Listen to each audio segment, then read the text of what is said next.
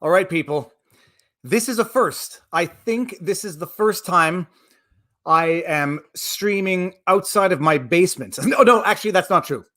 Way back in the day, in the early days of the Streaming with Robert, we did a couple of live streams from my mother-in-law's place in the Eastern Townships. I am in a new location. The lighting is God's lighting, a sunset behind me overlooking a lake. And ordinarily, I'm at my parents' cottage. It's heaven on earth. And it is heaven on earth, regardless. The reason is the audio okay, everybody? Sorry, I forgot to ask. The reason why even heaven on earth can be turned into a prison is the reason for which we are here. The funny thing is, ordinarily, I wouldn't talk about these things, but you're going to see a change in background, and I'm going to be here for a few days now. I might be here for 2 weeks, and we're going to get into it. And you might need to know why I am shooting vlogs off my iPhone to save data. Why I'm, right now I'm tethering off my iPhone. Actually, let me just check one thing. I want to see how much data a live stream uses. A 2-hour live stream tethering off my phone.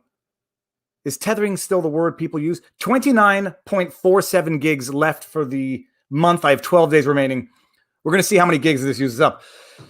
The internet out here is so slow. I said I'm going to tether off my phone and do it live that way because I don't want any problems. Why are we here? While the rest of the world seems to be opening up, Quebec and Canada, if it's not moving in the wrong direction, it's just not moving. Quebec is still under curfew.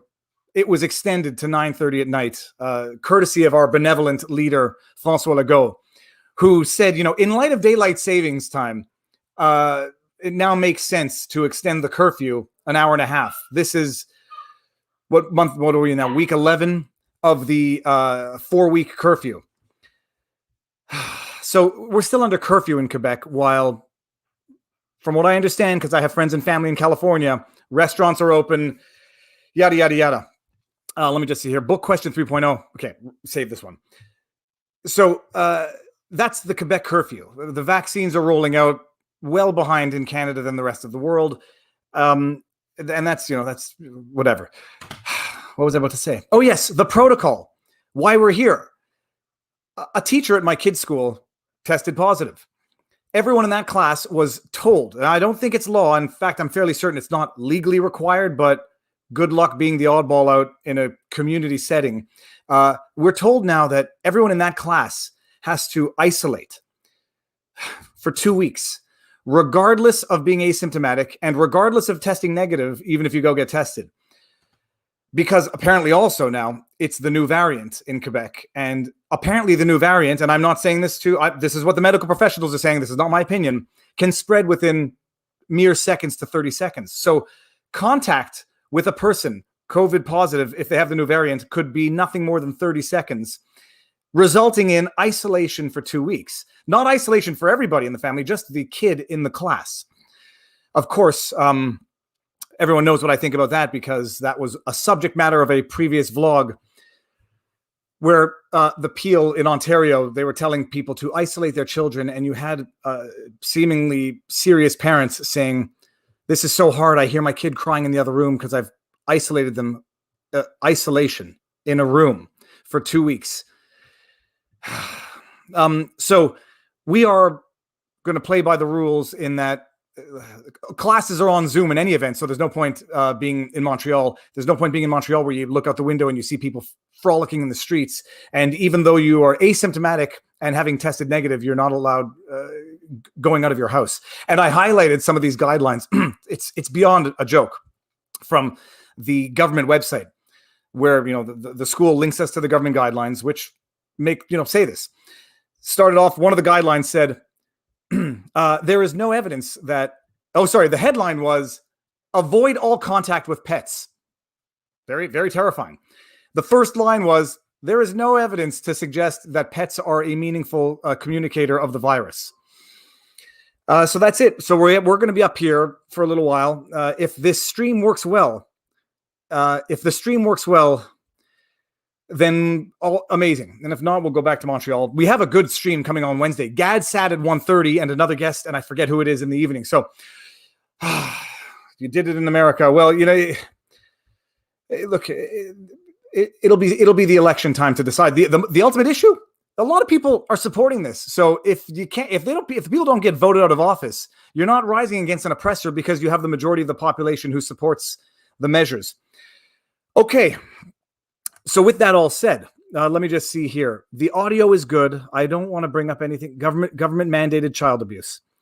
The idea that they if you haven't seen that video, go look at it. But Peel is an area in Ontario, five cities outside of Toronto. They literally said to isolate your kid for 2 weeks.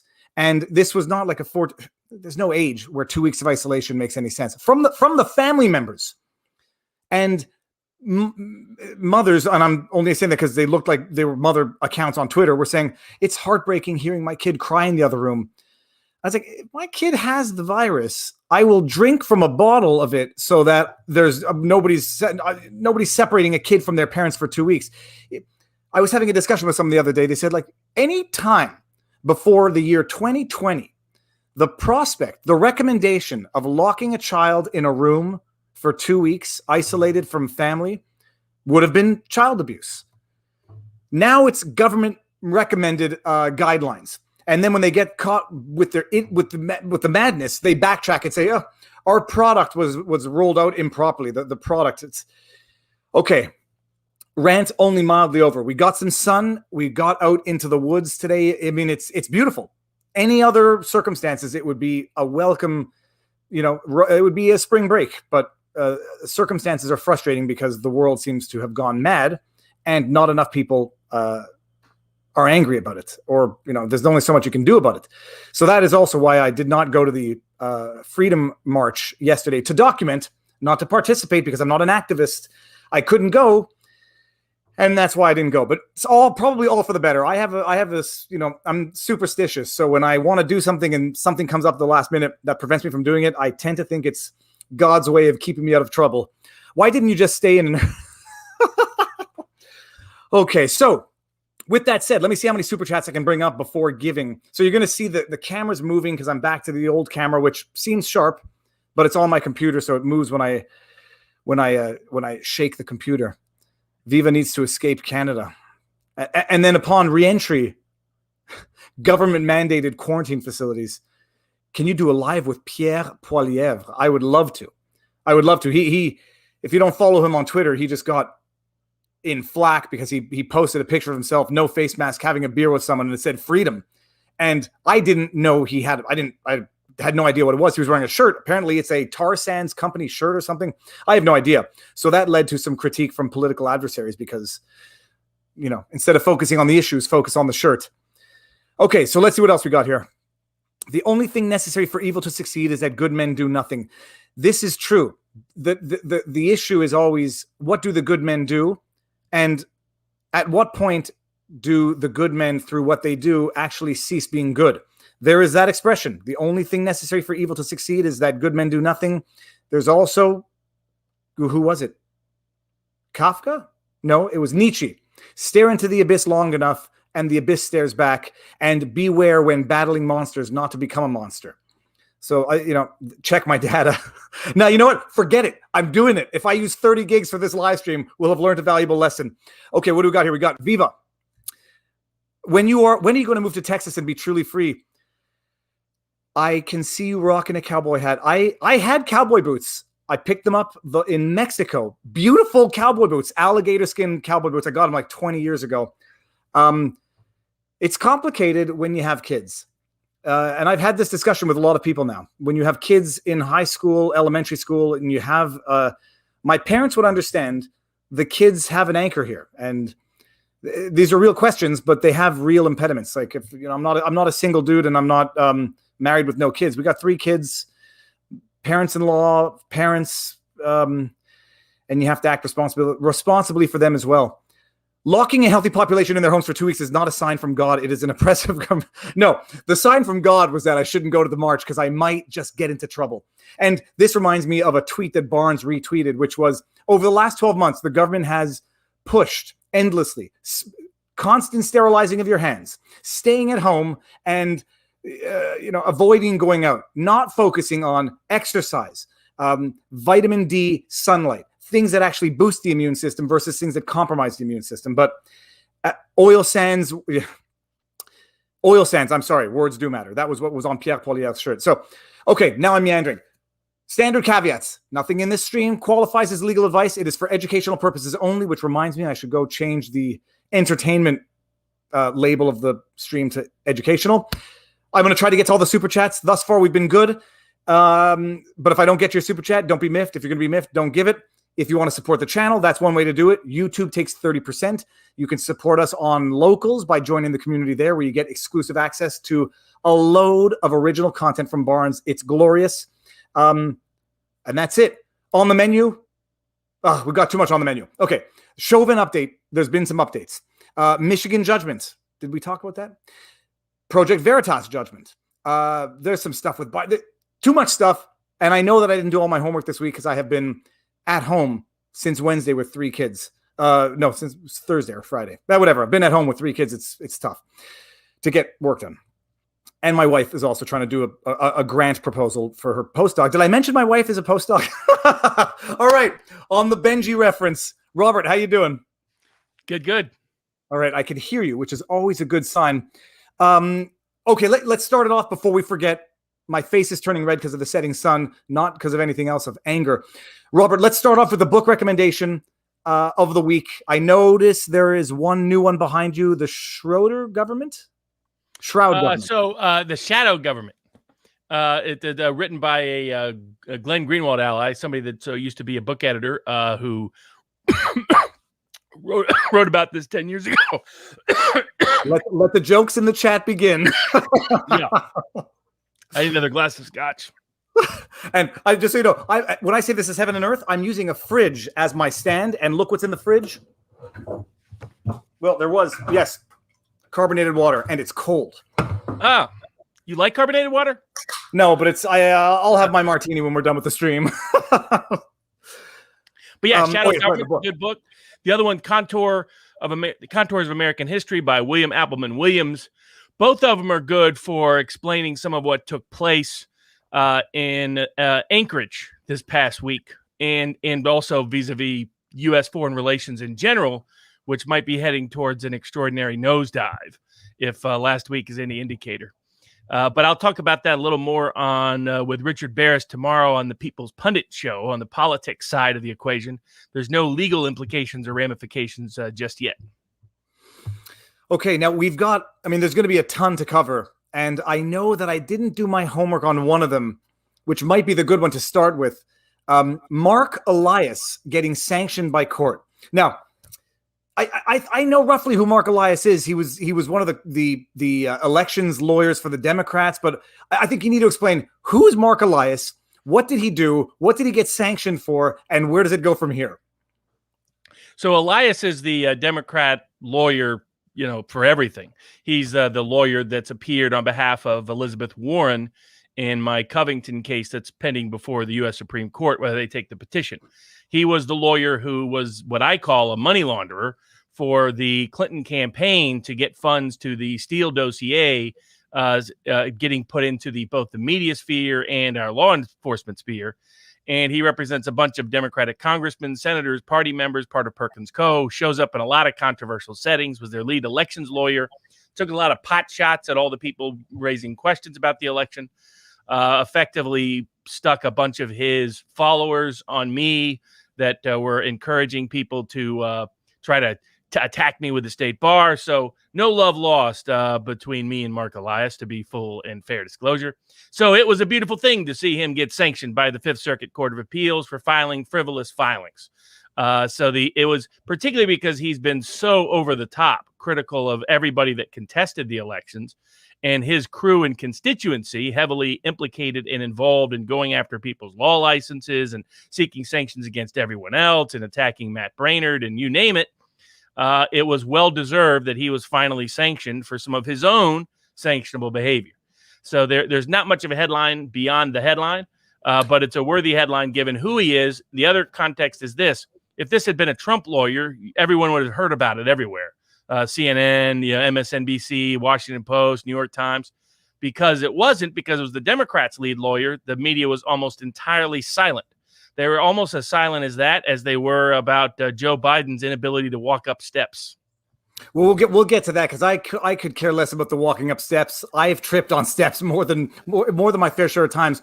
But getting back to the Elias, like what exactly was he sanctioned for? Because and again, full disclosure for me, I'm not a fan of it. I didn't like it when they did it to Lynn Wood on the basis that, you know, these were the courts sanctioning frivolous filings. I mean, that gets subjective enough that unless it's over the top egregious, any lawyer can weaponize that against someone they don't like. So it has to be over the top. What was Elias sanctioned for? Like, what was the frivolous nature of the proceeding?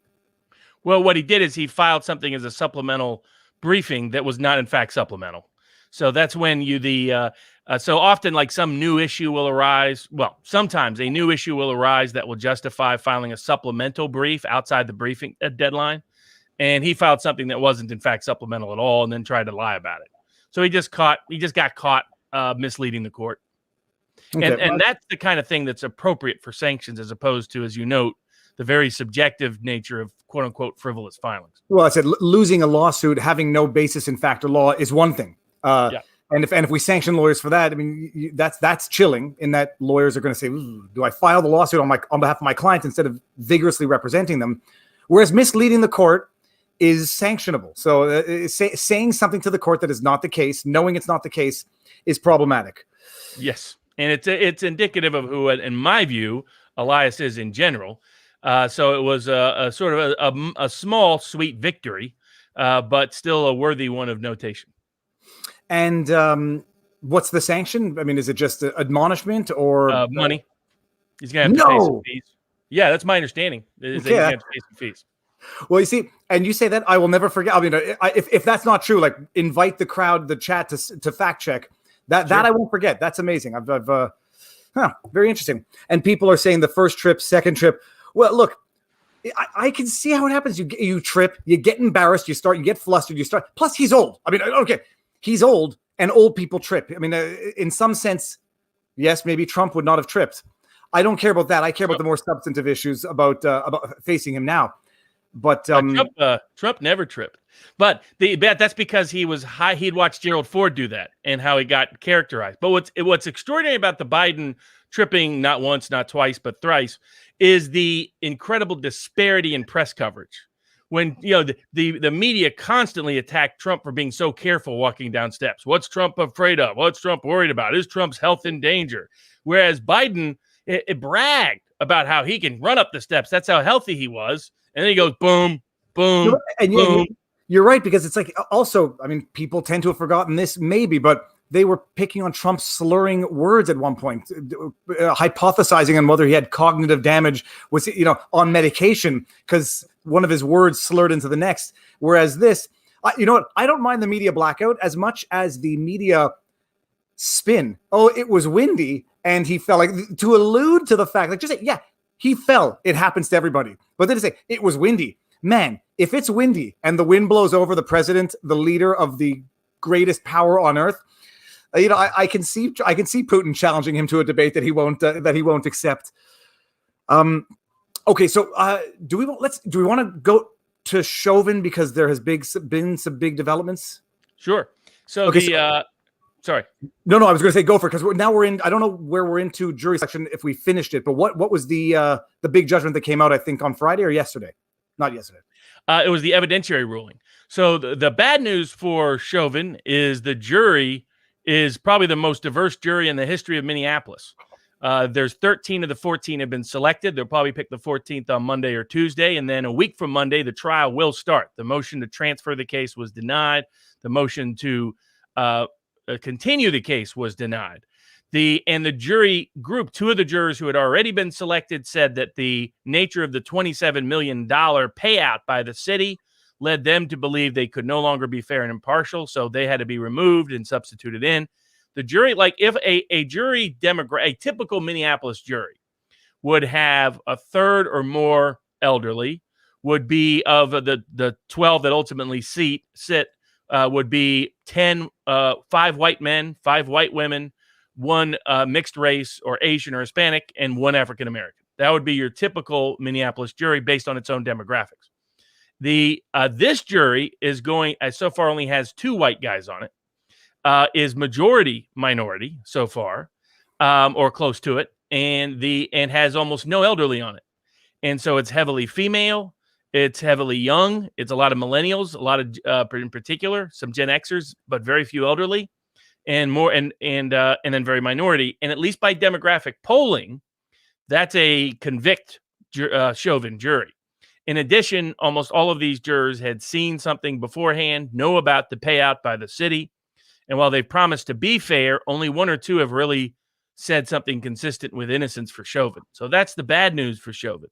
The good news for Chauvin is that the court recognized the relevance of the 2019 videotape, almost a year to the date prior to Floyd's death, where it's now increasingly clear what really happened, in my view.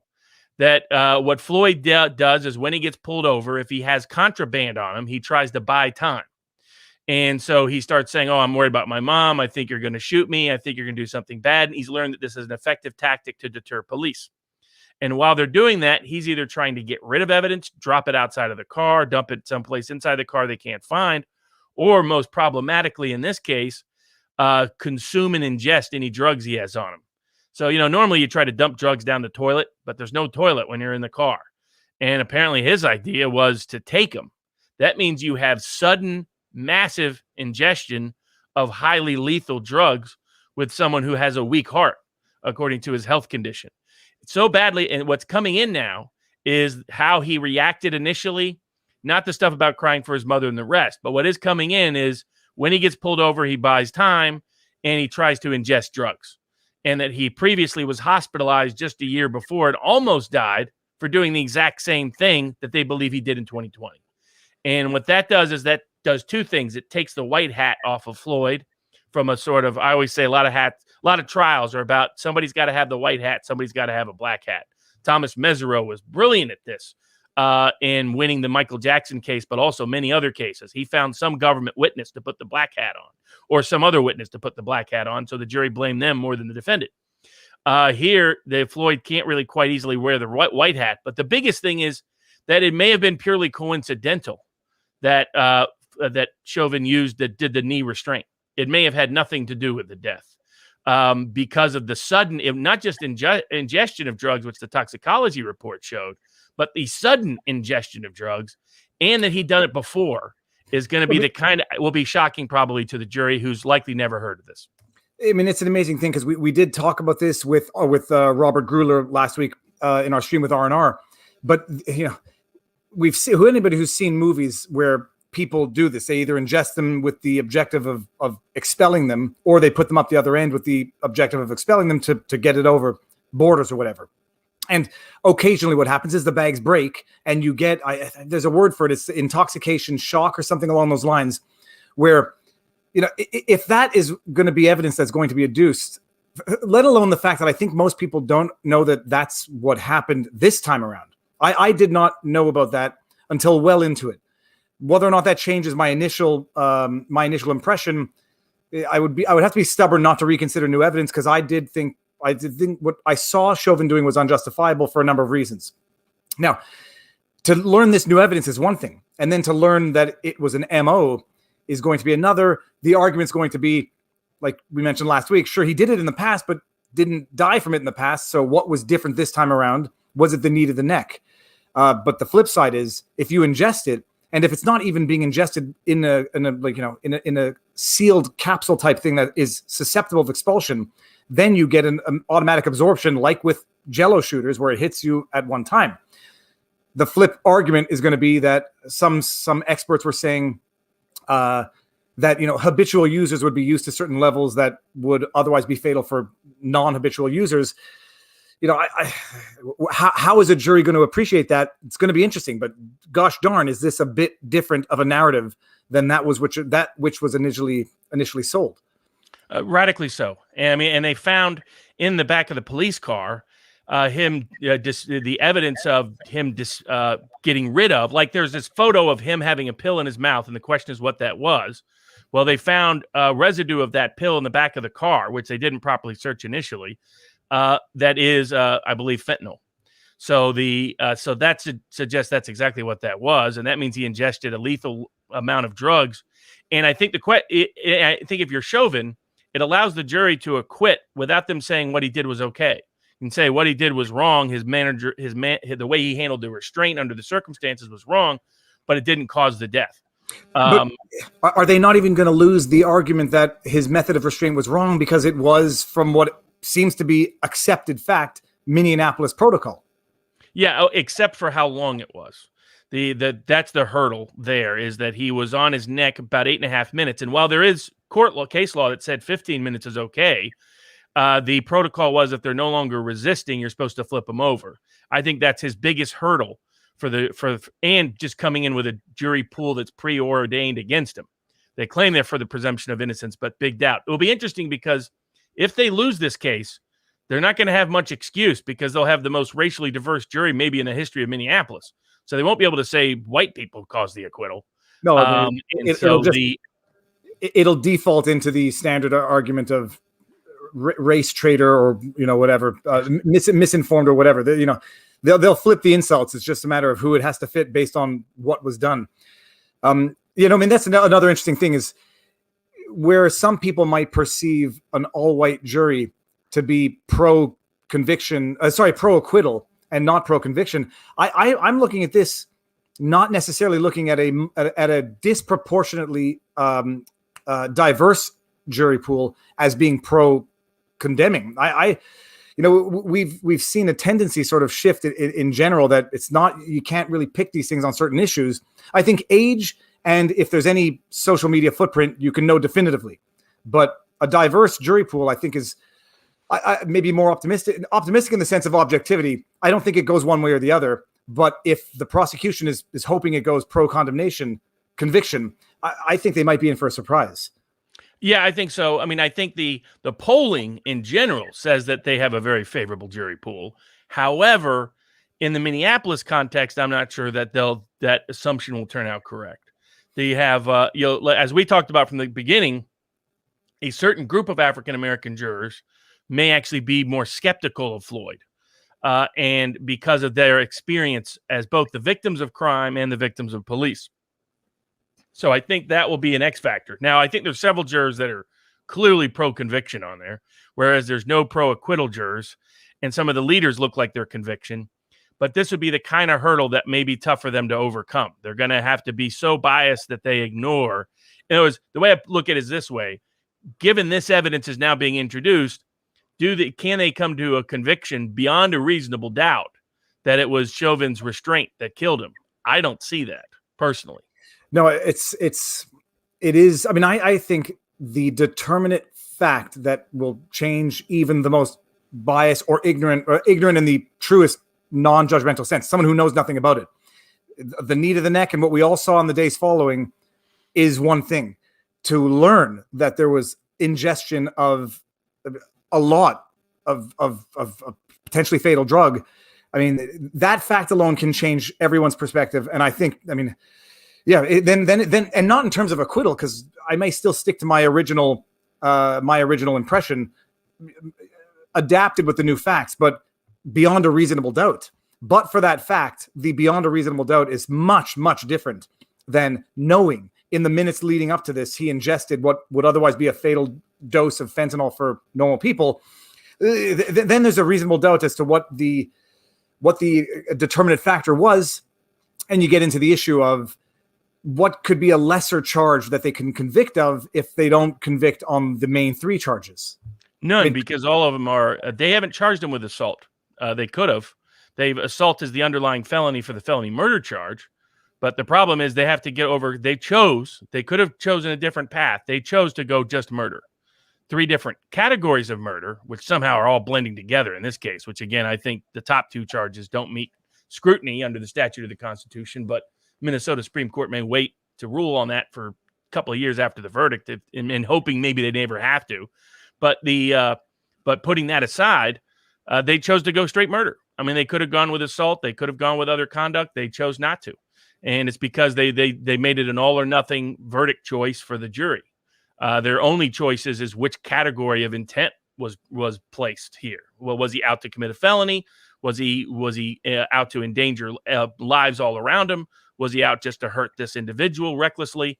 That's the only standards they have. But for all of them, they have to have causation. And what you may have is someone who abused his police power in a way that did not cause any death. Now, their argument is that everything he did was consistent with protocol. I think that the latter part of the restraint was not consistent with even Minneapolis's police protocol. However, what I don't think is that he thought he was causing a substantial risk of death. Everybody's watching him. Everybody's photographing him. Everybody's filming him. And he's going to commit a murder right there for everybody to watch and witness and videotape. That part I never bought. I thought he was a cop who was used to abusing his power and his history of complaints, which, by the way, are not coming in. And incidentally, from the beginning, you said, one of the theories was to explain the initial impression, how it looked like he could commit this so brazenly. There was hypothesizing as to whether or not they knew each other, had any sort of animus. And I brought up someone's chat that said Crowder aired the full video. I saw the full video. I mean, it was a long time ago, I think. And I think I saw the whole video. You never know these days. Yeah, but so was there any animus? And apparently, according to one super chat, there was no animus.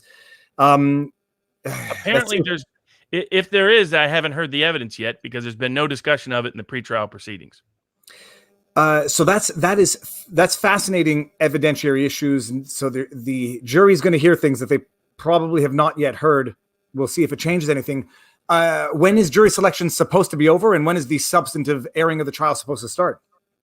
They go back to jury selection on Monday. There's only one juror left for them to pick. Presumably they will. And then trial starts next Monday, the 29th. Okay, and it is being aired live. Is it going to be online? Is it going to be where's it going to be aired? It's going to be live streamed by Court TV, but it's accessible to anybody. In fact, people can, unlike some other areas, this areas where you can actually live stream it and comment on it while it's happening because there's no copyright control over what's being broadcast, to my knowledge.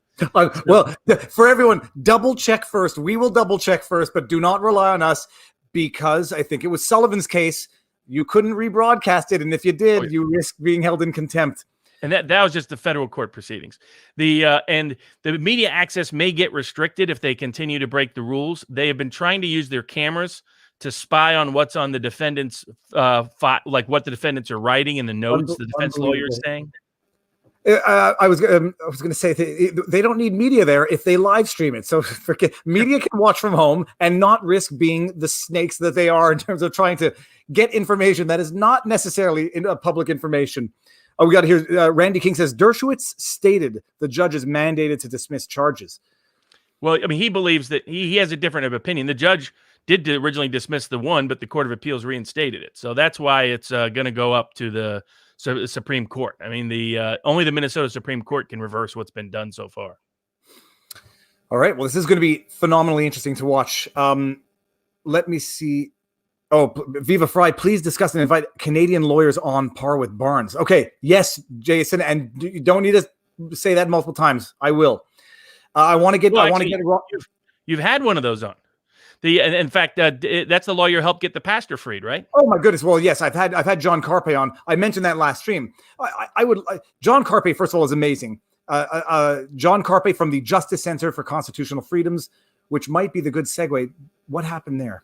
Oh well, never mind. The pastor was free. I mean, that was good legal news this week. Oh yeah, so we talked. Yeah, we talked about it. We did talk about it already, right? The pastor he hadn't been freed last week.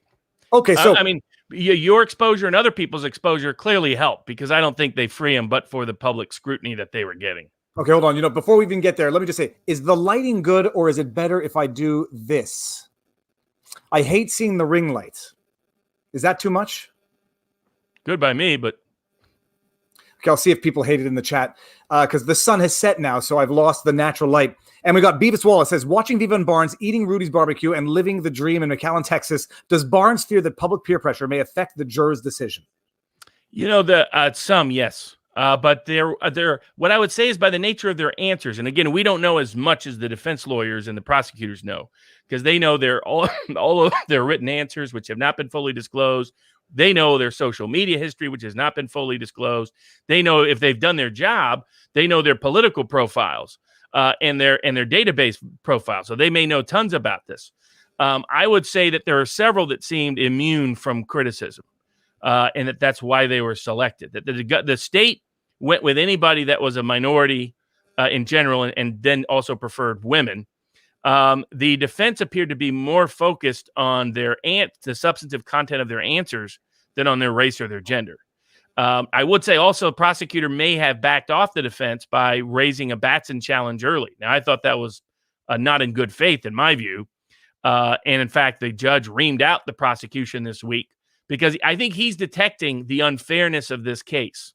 Because what he pointed out, that the prosecutor is saying, well, we want the defense lawyer to put everything in writing. And the judge was like, hold on a second. There's one of him who's just trying to report on these things happening in live time. And there's how many of you? This is from the judge. Are there 10? Are there 11? Are there 12? How many pro hoc? Because he's probably never seen pro hoc lawyers appear for the prosecution before, least of all this number and this volume. They're bringing the entire weight of the legal system to crush this guy. And even if you think he's guilty, that's problematic, having that disparity of power and influence. But to the credit of the judge, who I think was very, very fair. There's one or two places I would have disagreed with his rulings, but I thought he was trying to be very fair throughout. He understands the legal system is on trial, and he cares more about the integrity of the legal system than he does any particular political outcome. But he reamed out the prosecution in a righteous rant and then did a mic drop. He just said, we're done, and walked right off the bench, which honestly I've never seen before. I've seen some judges get agitated to do that, but not like that, not knowing they're on camera. They're like, boom, boom, boom, boom, I'm out of here. See you on Monday. So the judge should give people faith in the criminal justice process because he's trying to be extraordinarily, exceptionally fair. His reason for denying the transfer motion was because they didn't document that there would be a different jury pool with less pretrial publicity prejudice. That was frankly kind of a failing of the defense. They should, but it's not an uncommon one. Lawyers need to start using polling firms, good ones, good public opinion firms. I've been doing it for 20 years to document. If you want to say, hey, there's a pretrial publicity problem, there's a transfer issue, there's a jury selection issue, get the polling data and the other data that's already available about maybe the question in general and get it in front of the judge so he sees it and get it from someone who's a credible pollster, public opinion person. I often use local university people. Now I use Richard Barris a lot because he can explain everything he's done and why he's done it. And they didn't do that. So the judge was like, I don't know why we believe a rural Minnesota jury is not going to have heard all the same inundation of media press and coverage that Minneapolis has heard. And so that's because that's an evidentiary weakness in the defense, frankly. My guess is they would have found a disparity that people in small town Minnesota don't care about this case anywhere near to the degree everybody in Minneapolis does. But I think there's a decent shot at a fair trial. I think that the pretrial publicity was so heavy, there's difficulty getting a fair jury. Demographically, the prosecutors got what they wanted and then some, but the defense appeared to focus on substance. And we'll find out whether that gamble was right, how good their jury selection deep dive was. Because if Chauvin gets acquitted across the board, there's an easy evidentiary reference as to why, and an easy legal reference as to the top two counts. But I think it'll be because they made sure they actually got a jury that could see past politics. The jury I selected in the Snipes case, I picked because they were incredibly independent, who didn't care one iota about press coverage. One of the main reasons we picked the jurors they were jurors who, 9 of the 12, who wanted acquittals across the board, but that's another story. Where they said they don't like, tabloid media and regular media, and they just didn't care about that kind of stuff. They lived their lives. They were truck drivers and orchid growers, things like that. So you might look at them demographically and think bad, but if you knew who they were, you'd know good. So we're about to find out. But so far, this judge has been a great boost of confidence to how the criminal justice process can act. All right, and we got Viva. We can kind of see your glasses in the screen. Just a heads up, don't worry, you're not going to see any illicit reflections or any embarrassing reflections. Okay, so moving on from Chauvin, that's very interesting. Let's do one or two Canadian subjects, and Robert on locals.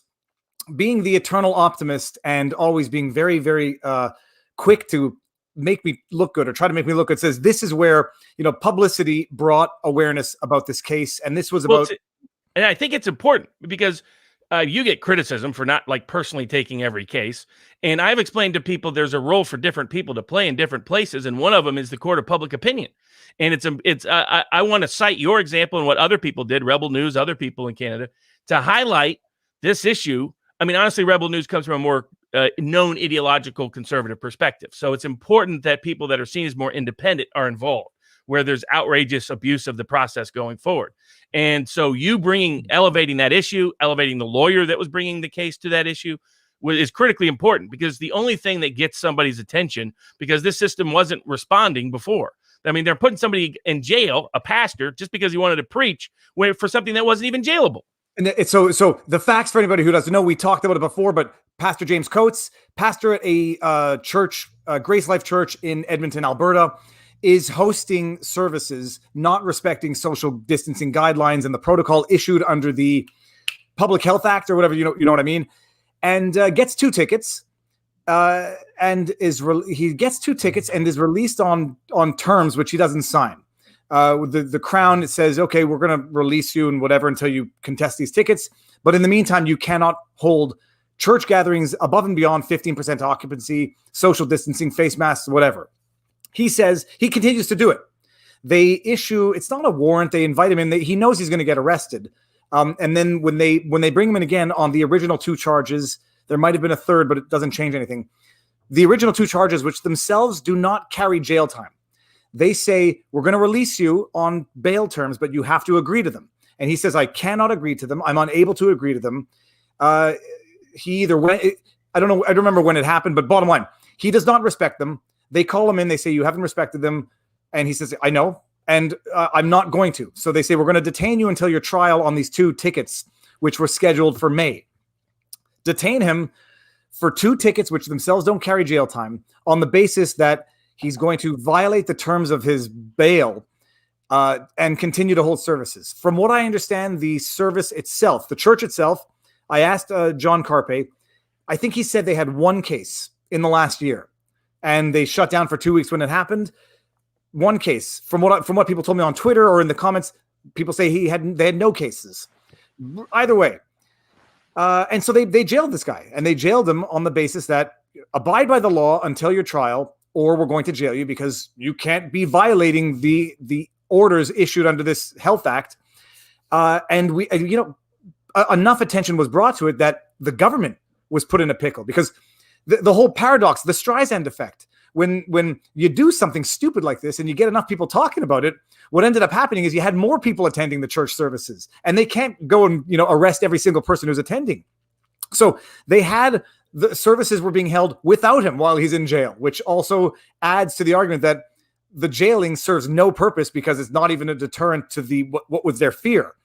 And enough people were attending, enough media attention got this, in the public limelight, that from the latest press release from John Carpe's JCCF, they agreed to drop all but 1 of the charges and released him from jail. And I think they were supposed to have released him yesterday or the day before. And I presume it's been done. I haven't checked.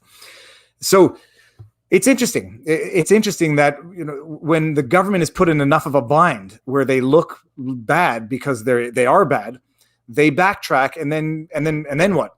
Bottom line, they jailed a guy for over a month for 2 underlying infractions, which themselves did not carry jail time, and only to release him. Carpe and the JCCF say they wanted the 1 charge so they could contest it and challenge the ruling. I don't know if that's them saying, if that's I don't want to call it spin because that's a negative word, but I don't know if they're saying that just to give it a positive angle. And if the Crown said, give us 1 win and let us contest 1 ticket, I don't know. I presume the Crown could withdraw that ticket regardless of consent, but doesn't matter. So bottom line, they're going to go to trial in May, but Carpe has been released and the Crown looks like what they look like. Yeah, they're embarrassed because of the great reaction of the court of public opinion, because of advocacy that you and others were doing. And that's why I want to encourage and incentivize it. Use it as an example. This is how you can embarrass the politicians into backing off their extreme actions. And some of that same thing, to transition into the Michigan case, you have a little business owner there who's decided to continue to run her business the way she sees fit. And she's like, I'm not going to enforce the random rules that the governor, Whitmer, who's busy killing old people, is telling me to do. And so if you want to socially distance, you can socially distance. If you want a mask, you can wear a mask. But I'm not going to compel it. I'm not going to be the police inside my own restaurant. And I'm going to continue to operate my business. And for that purpose, the judge got up on his high horse and lectured her about how selfish she was. The same judge, the same attorney general who brought this claim is the same attorney general who is covering up the criminal actions of Governor Whitmer. This is a corrupt attorney general in the state of Michigan. The same attorney general who's lecturing everybody about election suits and how they should all be sanctioned is herself engaging in unethical, unprofessional conduct, enforcing these illicit constitutional violating rules against this small business owner while covering up for the killer in the governor's mansion, who is not transparent, as you pointed out, because she's exempt from the FOIA laws and has broken her promise to be transparent. Things that I didn't know before this was, that the governor of Michigan is exempt from FOIA requests. Michigan has gotten an F on transparency from I think it's a nonpartisan group. And it's actually Ralph Nader's group. So, I mean, it's to the left. It's a Democratic aligned group. And if anyone has, I guess we can talk about what's happening in Michigan, but the poop is hitting the fan now because it is coming out that we knew that we had been talking about from the very beginning. Whitmer was doing the same thing that Cuomo was doing. And now it might be coming out that she might have been fudging the numbers the way Cuomo was doing it. Now it turns out that they're not responding to requests to communicate the underlying data to not to show, who died, but rather where, and to give the underlying data to the stats being given by the state. And lo and behold, Whitmer doesn't have to, because Michigan and Massachusetts, two states where the governors are exempt from FOIA requests, except the Michigan Department of Health and Human Services is not exempt, and it takes a lawsuit to get the information from them. I mean, it's Cuomo 2.0, just minus the sexual harassment stuff. And this is the same state that went after the former Republican governor to blame him for everything that went wrong in Flint. And there were things to criticize him for, but how can you set that precedent while covering up for this governor, while targeting small business owners, and they're putting the small business owner in jail based on this, even though it's really, in my view, it's unclear what the crime is. But we'll see what happens. But people are responding the same way they're responding to the pastor, and hopefully they'll continue to elevate the Michigan case in Michigan, like like you and others elevated the Canadian case. But I can tell you, locals are already doing what the pastor's petitioners did. The locals, more people are going to her restaurant. They're filling it out, and they're like, arrest all of us. See how that works. And at some point, the bow breaks. They can't arrest everybody. And this is why civil disobedience in the proper manner to unconstitutional provisions can be an effective political strategy. No, it's an amazing thing. The underlying infractions, because by and large, under all of these health acts, the ones that I've seen, I haven't seen all of them, they're monetary penalties. There's very few of these infractions that can result in jail time. And it's just because they haven't even passed these by the legislature. So that's the problem. How do you create a crime? The governor doesn't have the authority to just create crimes out of the blue. So there's problems with the governor even claiming the authority to do any of these things in the first place, as has been an issue in Michigan repeatedly. The court said she couldn't do it, went back and issued a new one, said she couldn't do it, then found a third way to issue it. And then the Supreme Court changed in the election to where there's now a Democratic majority, and now no longer worries about the court enforcing the law, because sadly, if you know the party preferences of the court, you know whether they're going to enforce the Constitution these days. But it's definitely unsettling. But hopefully there's enough public pushback to start to resist this. And I think we saw protests all around the world. The media tried to black them out, but there were protests in every major city in the country, in the world this past weekend over these lockdown policies and politics. So hopefully public resistance starts to make a change. No, what's amazing is 2 million signatures can really, I tweeted this, but 2 million signatures for a recall can really force the advancements of science like it did in California. All of a sudden, you can go back to something of business as normal or business as usual when you're facing recall. Enough social pressure and the government's changed their policies. Vicky Patterson says she was arrested for operating without a license. That's because they took away her license as part of the punishment of this nonsense. Vicky, I don't know this, but I strongly suspect, and chat, fact check, this is a fact. What typically happens is they give you the infraction. If you violate it again, they withdraw your license. It's the same thing we saw with Shelley. I think it was the same thing we saw with Shelley Luther. But one thing we did see with Shelley Luther from the Texas hair salon, went to jail, not on the infractions. She went to jail for violating an order of the court, which is contempt and sanctionable with prison time because it's quasi-criminal, which is good segue. If there's an underlying unconstitutional order, none of this should be permitted, which goes to another Canadian case. Yes. The father that's apparently it's being jailed because, I mean, my problem with what we're seeing is there's a common theme. The professional class as a class, using the leverage of the state and their status as licensed professionals, is trying to steal power from ordinary people and govern their entire lives. And whenever they can, even to the point of governing whether they can walk out of their homes, whether they can walk their dog, whether they can open their business, whether they can go out to eat, or in this context, how they raise their own child. And it's disturbing to me. I've always had problems with this in the family law context, the idea that courts know best. When do courts know best? When do doctors know best? This is my problem with Roe v. Wade.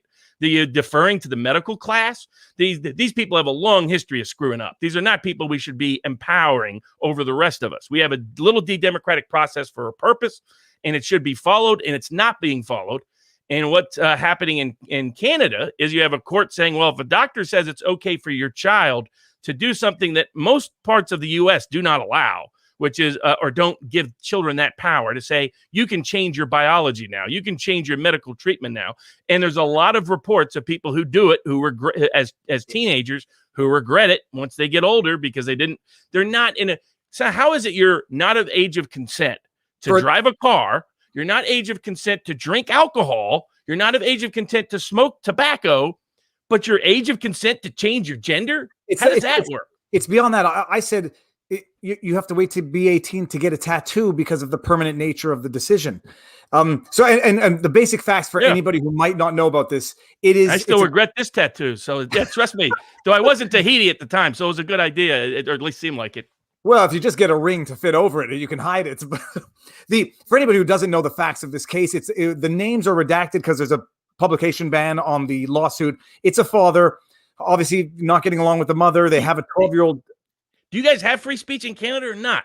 I mean, that's kind of, I get a ban on saying anything about naming the child. I get that.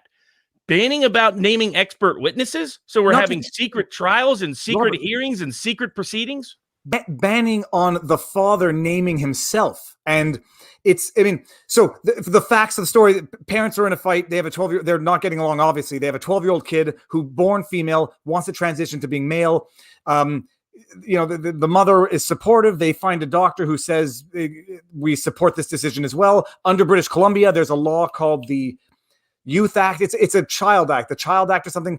And basically that law gives a child the power, under 18, a minor, the power to make certain decisions for their own health. And regardless of parental objection, if they have a doctor who says it's necessary for the well-being of the child. In this particular case, the kid had tried to harm themselves, and there was that issue of that risk. And so the doctor says, we have to do this, otherwise there's a risk that the child will harm themselves. And the court says, okay, the father is distraught, agree or disagree with him, he's distraught, and goes out and vocally starts talking about it, naming the kid, naming the doctors, talking about certain medical facts of the file, notwithstanding a court order to not do that. And so, it's never the substance of the lawsuit. It's always just the procedure that gets you. So some of the measures were expired naturally. The lawsuit itself, I think the kid still got the court order allowing them to do what they want to do. But now there's a criminal trial for the contempt. And so basically he did it again. He started a fundraising page where he put up a documentary that identified the doctors. He, apparently misgendered the child and repeated the same infractions. And so now he's been arrested because the judge says, you've been doing it over and over again. You had all the time in the world to remove this stuff and you didn't do it, yada, yada, yada. If this were only an issue of misgendering the child and protecting the child's identity and medical information, I think a great many people would have a very different perspective on this. The fact that it was disclosing the identities of the expert witnesses who are themselves the ones the court is relying on as the authority to do this. That's where, is there free speech? Is this a trial? What is this? It's literally closed door secret trials like you would expect in North Korea, where you have unnamed bureaucrats, unnamed judges, unnamed experts determining what a 12, 13, 14-year-old kid can do, which agreed upon to be irreparable. or borderline irreversible in some respects. And the dad himself cannot publicly talk about it and cannot publicly identify himself. All the videos you see, if the journalists are doing it properly, blur out the faces like Rebel Media. I saw one guy who did not blur out the face, and I said I can't use that clip for the video. But it's crazy. So they're going to get him on the contempt because he's objectively in contempt. The only question is, how do you have contempt on what is objectively an unconstitutional order in the first place, not to disclose his own identity and not to publicly talk about an issue that is of national importance? That's no doubt. I mean, and maybe the contempt proceedings, sometimes the only way you can contest the First Amendment, or in Canada, I don't know what the analogous constitutional provision is. Sometimes it's the only way you have the means to contest whether it's constitutional in the first place. But, my impression is that Canada, the free speech is not quite as protected as it is here in the States. Is that right or wrong? It is an understatement. And this is the learning curve that I went through. Is I said, yeah, we have free speech here. And in the early stages of the vlogs, everyone's like, you don't have free speech in Canada. A comedian was fined for making fun of a 16-year-old handicapped kid. You have Bill C-16, which makes it an aggravating factor for hate crimes if it's based on gender identity, which Jordan Peterson, argued is going to legislate required speech. And I said, no, we have free speech here. I now, 2 years into this full-time vlogging, you guys, your freedom of speech provision is religious and ours is moral. And we have effectively, through the courts, banned speech that is offensive. And we've had some decisions say that defamation in Quebec, what you say can be true. And if it is said with the intent of harming, it can be defamatory. And not in the sense of public disclosure of private facts, as in the sense of defamatory, stating a fact which is correct. If it's done to harm, can be defamatory. So there's no question. Our freedom of speech is, it's nowhere near what it is in the States. And I fully value this now, what I see in the States, because I see how quickly and how irreparably it gets eroded and deteriorated to the point where you have people actually supporting the idea of effectively secret court cases. And it happens in the UK too. It happened with Tommy Robinson. And I said the same thing then. There's no reason for a publication ban in this context of a file. None. So it's the loss of freedom of speech, but it's also, it corrupts the judicial process, because like the end quote of my video today was, anonymity breeds irresponsibility. And it's a good quote. I forget who said it now, but it's in the end of the video. Okay, I missed a bunch of super chats. There was reporting that the school had been pushing this child towards this without parents' permission, set her up. I won't read the rest of it, but I heard that as well, that the school had actually given her a new name, or given the child a new name, with or without the parents' knowledge. But the mother was supportive of this. And look, the dynamic. A mother wants to maintain, I'm not saying it gender-wise. One parent wants to maintain a good relationship with their child and thinks this is the best way to do it. The other parent wants to maintain a good relationship with their child and thinks that this is the way to do it. The father apparently had recognized before the judge that he might have gone too far. But a man who's enraged, or a person who is enraged, because this is not a gender issue, a parent who is enraged might behave out of their mind at times. Well, I mean, what's striking to me is just a very dangerous thing to have these secret judicial proceedings, as well as I see it as a broader path of the state seeking control of people's lives, including dictating what their own children's own gender can be, against the will of one of the parents, at least one of the parents, and then trying to not suffer democratic consequences by suppressing public knowledge and public debate about what they've done. And that it's star chamber tactics, and every court associated with it should be. I had to deal with it early on because people were threatening a client of mine for talking about this issue based on the Canadian no publication order. And for example, I think you are restricted on what you can say or not say. But I made clear right away when some people were threatening it, I was like, we're in the United States. Those Canadian court orders are not worth the paper they're printed on here. God bless them. But we have a real First Amendment here. Whatever y'all got up there, it's your problem. But down here, but it's scary that they're even going down this path. It is. We have a constitution which seems to be purely discretionary to the government.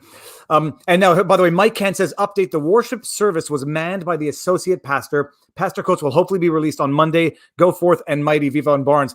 Okay, that's good. But we'll follow it up. I was thoroughly distracted by the later part of this week, given our current living conditions for the next 2 weeks. So haven't been able to follow up on everything. Okay, Robert, speaking of secret court orders or secret trials, let's talk about the judgment, which seems to be a secret judgment very much in favor of Project Veritas in the New York Times versus in the Project Veritas versus New York Times. In my video yesterday, if you haven't seen it, go watch it. I go through the decision. I didn't get enough into the context of the actual defamation suit itself, time reasons, and also length reasons. The video was already too long. Project Veritas is suing New York Times, Maggie Astor, and Tiffany Hsu, and 5 other John Does for defamation on the basis of 3 articles that they wrote to ultimately discredit Project Veritas when they ran the Ilhan Omar ballot harvesting scandal. New York Times, Maggie Astor says this was a disinformation campaign. The video was deceptively edited. Project Veritas is known for, they didn't use the word fake news, but they used even worse terms like coordinated disinformation campaign. And in relying on, to support this claim, Maggie Astor cited a study that she misrepresented because it didn't specifically talk to certain issues of the Project Veritas video and didn't use certain terminology that Maggie Astor implied it used. She relied on this study of an article that was published 1 hour, 63 minutes before her article was published. So her article was an eviscerating condemnation of Project Veritas, relying on a study that had been published. Nobody really appreciated it 60 minutes earlier. So the idea was that somehow Maggie Astor managed to read this, 5,000 page article, a 5,000 word article, process it, draft her response, have her response go through the editors of the New York Times before publishing it. And what became quite clear was that other than being, inaccurate of a description of Project Veritas and arguably defamatory, it was a coordinated disinformation campaign in that Maggie Astor was actively, clearly, collaborating with this other entity that published an article 1 hour before hers, so they could both write their articles at the same time. So Project Veritas sued for defamation in Westchester, New York. Very strong anti-SLAPP legislation, which was amended 8 days after the filing of the lawsuit and applied retroactively. And they sought the dismissal on 2 grounds: failure to state a cognizable claim or whatever standard one, and anti-SLAPP. New York Times was invoking anti-SLAPP to say that they were engaged in a constitutionally protected exercise, and the burden should be shifted onto Project Veritas to show that they have a serious state cause of action. And the judge said yes to both, and did not have nice things to say about the New York Times. But very few people seem to be reporting on this. Oh, of course, no doubt.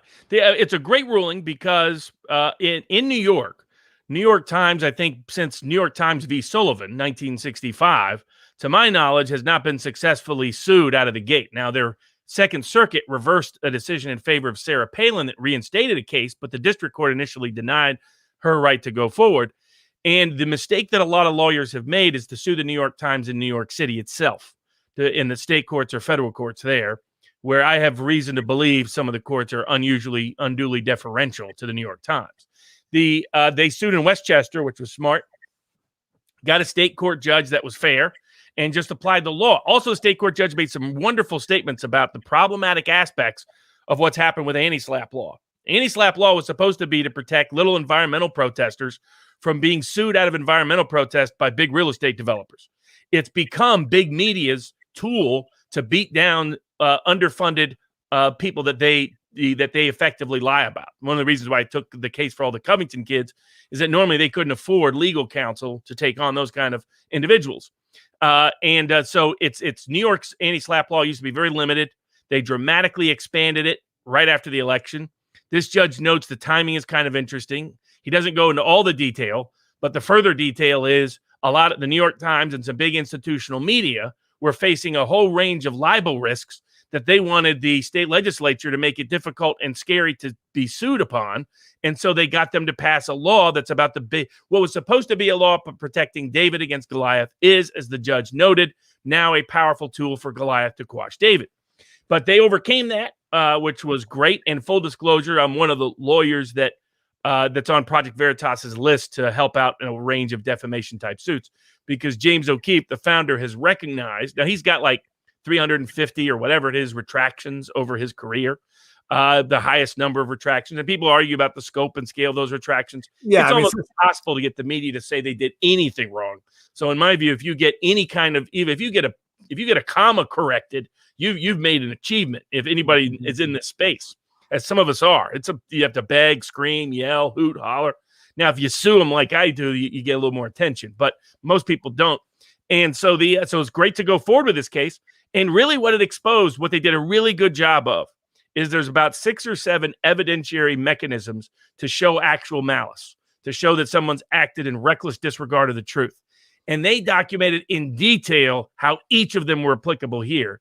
The big one was the New York Times still disguises its opinion screeds as journalism. There is no journalism at the New York Times. Dave Rubin is right about that. I quit reading it years ago. It's useless. If I want to get the Democratic Party spokesperson, I can just go listen to the Democratic Party spokesperson. I don't have to get it disguised as journalism. But the New York Times lies to the world.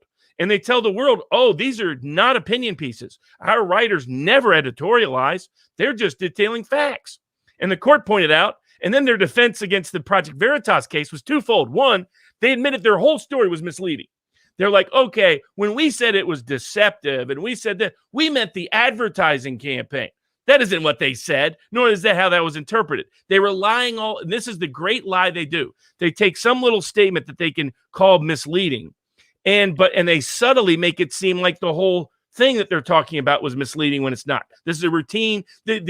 Our modern day journalists are trained to lie and libel. That's what they're trained to do. Not investigate, not report, not write, lie and libel. Project Veritas is holding them responsible. And now a judge is going to allow the discovery to take place. And I can tell you, there's going to be a lot of fun stuff in there. It is. Well, I'll state it all up front. I could see, if one wants to call it bias, it was clear the judge was pissed off with the New York Times or is a Project Veritas fan. Because, the one thing he said, that ordinarily anti-SLAPP statutes are to protect the little guy. In this case, it's literally the Goliath protected against the David. And the expression he used in the decision, or the analogy, was the New York Times, the biggest newspaper that's been around since Abraham Lincoln practiced law, which is that's what we would call a pot shot. It's clearly indicating that he either likes Project Veritas or hates the New York Times. And the other, he just likes underdogs. He's a state court lawyer, so you can get these state court lawyers who are tired of big people whacking up. Like, I think it's kind of like the Chauvin trial. I don't think the Chauvin trial judge is a pro-defense judge by nature, but he doesn't like seeing 12 lawyers on the other side with all these private lawyers beating up on this one defense lawyer. He's like, come on. I mean, I think there's some judges who have an instinctual most of them don't. But there are some that have an instinctual defense of the underdog, and that's how I read what he wrote. He's like, I see this for what it is, big people against little people, and the law and you may have got the law to be on your side, but the facts are not on your side. And I think he's also probably sincerely, because this relates to the Silberman dissent. What you're seeing is more and more judges, more and more agitated at what they're seeing in the media, that they're seeing a degree of media co-option and propaganda that is even far beyond what was the case 10 years ago. In my view, it's always been the case at some level. It's just now, what's going to be revealed in discovery here, my guess, is what you noted. This was a coordinated hit between outside organizations and a so-called reporter for the New York Times. There's no question about it. There's no question they will discover emails between New York Times, Maggie Astor, and whoever wrote that study to plan the release of the article, to probably vet, review it first. And there's no question. And the judge, in all fairness, he says, they've made the factual allegations to state a cognizable claim in law on the first one. And on the second aspect, they've stated enough serious allegations to, overcome the reversal of the burden of proof. So, and you got to give it to Project Veritas. They have the receipts, I think is the expression. And there's no question they're going to find collusion. The only question is, can they settle this? I mean, I don't know. I think the only way Project Veritas settles is if the New York Times does a public humiliating apology, and the New York Times won't do it. So so that's going to go forward. But the discovery is going to be really embarrassing, and you wonder whether those reporters keep their jobs depending on what comes out. It's just going to get worse. They're private. These people can't keep their mouths shut. They're like that the Georgia official who failed to properly delete the recording that showed Trump was innocent of the claims being made against him. These folks don't know how to not never in writing, always in cash. They forgot Earl Long's lesson. These young millennials, they yip everywhere, and they can't help themselves. And my guess is there's going to be a huge paper trail in her Twitter commentary, Twitter DMs, other emails, other messages, text. Because what we're going to find, what Project Veritas is going to be able to prove in this case, is that the New York Times, the great lady of journalism, partially owned originally by a family from my hometown, Chattanooga. So I dealt political battle with them decades ago. Always condescending pricks, but that's another story. But that's just my take on them. Chattanooga Times is very oriented towards the New York Times, owned by the same family for a long time. But what they're going to find is the degree to which the lead reporters at the New York Times are neck deep in political hit jobs as part of political. They might as well be working for the PR firms that are coming after Project Veritas and other targets. And that will be deeply embarrassing to the New York Times that there is no journalism at the New York Times. They're just the big lie about the New York Times is that there's journalism at the New York Times. Well, I mean, that's the thing. It's beyond activism. It's beyond activism. It's overt. It's nothing shy of PR, but dishonest PR. And things that I couldn't fit into the vlog yesterday, but I was just going back and looking at tweets at the time. And you have Ilhan Omar relying on these articles to say, oh, look, Project Veritas is lying again. What's new? And in the lawsuit, New York Times says they argued that Project Veritas was libel proof, which was the 350 retractions, and I've seen some that they put on the wall and say, okay, some are bigger than others, but to qualify the Project Veritas as libel proof, and the justification for why they're libel proof is look at all the mean things Fox News, New York Times, and all the other major media outlets say to them about them. I mean, that is the New York Times trying to write their own fiction and then relying on their own fiction to make it reality. And so the judge says, good. We don't determine truth by polls in the judgment, which was great. He says it's a long list, but that's not how we determine what's true or not. And they're entitled to proceed to discovery. It's going to be amazing. Huge win. First time, to my knowledge, New York Times has been held responsible out of the gate in over 50 years in New York. They've been held responsible in some other cases, but not New York. So it could be a beginning of the turning of the tide, and this would be a good transition into the Silberman dissent, which we won't talk about too much. But the famous appeals court judge, who was at times thought as a future Supreme Court justice, laid out what he pointed out was that maybe we should re-examine how much big institutions get special protection under the law, given that they're no longer journalistic inquiries, that they're not really acting in the public interest. They're just propagandistic tools, you leveraging their superior power against those that they target often for false information. And what it's really showing, Silberman is assigned to the Conservative Legal Academy to step back and reconsider the scope to which they defer to big media institutions in these kind of cases. And the fact that it came down with one of the biggest cases against the New York Times to ever reach that stage was very significant, I think, of the tide is starting to turn in parts of the judiciary that's no longer going to defer to these big media institutions in the way they have in the past. And they better be careful about their new business model of propagandizing Pravda style and disguising it as investigative, fact-based journalism. Now, I want to bring this chat up only because this is how I thought about describing it in the video, but because I know that I have young people watching the video, I went with vicious circle instead of this. But if I really wanted to say what I thought, it would have been a vicious circle of this. Chances of appeal, and if it goes to appeal, chances of any appellate judges overturning this? I think it goes straight to discovery. I'm not sure whether they've changed the anti-SLAPP rules in New York to allow a direct appeal. In some states, they allow it. In many states, they don't. It all depends on the state's laws. I didn't think in New York they had a right to it. If you lose, I don't think they have a right to a direct appeal. But I mean, it's going to be hard to reverse it on any fair grounds. You'd have to be obviously political to do so, and that doesn't stop them from doing so. But it would be tough. Also, the same appeals courts in New York have screwed over Trump's attempts to get reversals when he's had stronger arguments about what is and isn't defamation or libel. So it's going to be tough for them to do that in this context. So I think that in all likelihood, it goes now to the discovery stage where the New York Times is at substantial risk. And it may become one of the seminal cases where Project Veritas exposes the scale of the New York Times corruption of journalism as a profession. All right, now I just want to pull this one up. DSWP. I don't not say it for BitChute reasons. I just try to keep the language relatively clean because I know that I have my kids' friends watch and they talk to me about my videos when I go pick up my kid from school. Salty Cracker is much more salty on his broadcast. And if anybody wants us to invite him on a future Wednesday weekly guest, so they know what to say in the chat or in the comments below for me to know. My one of my friends who watches my channel introduced me to Salty Cracker.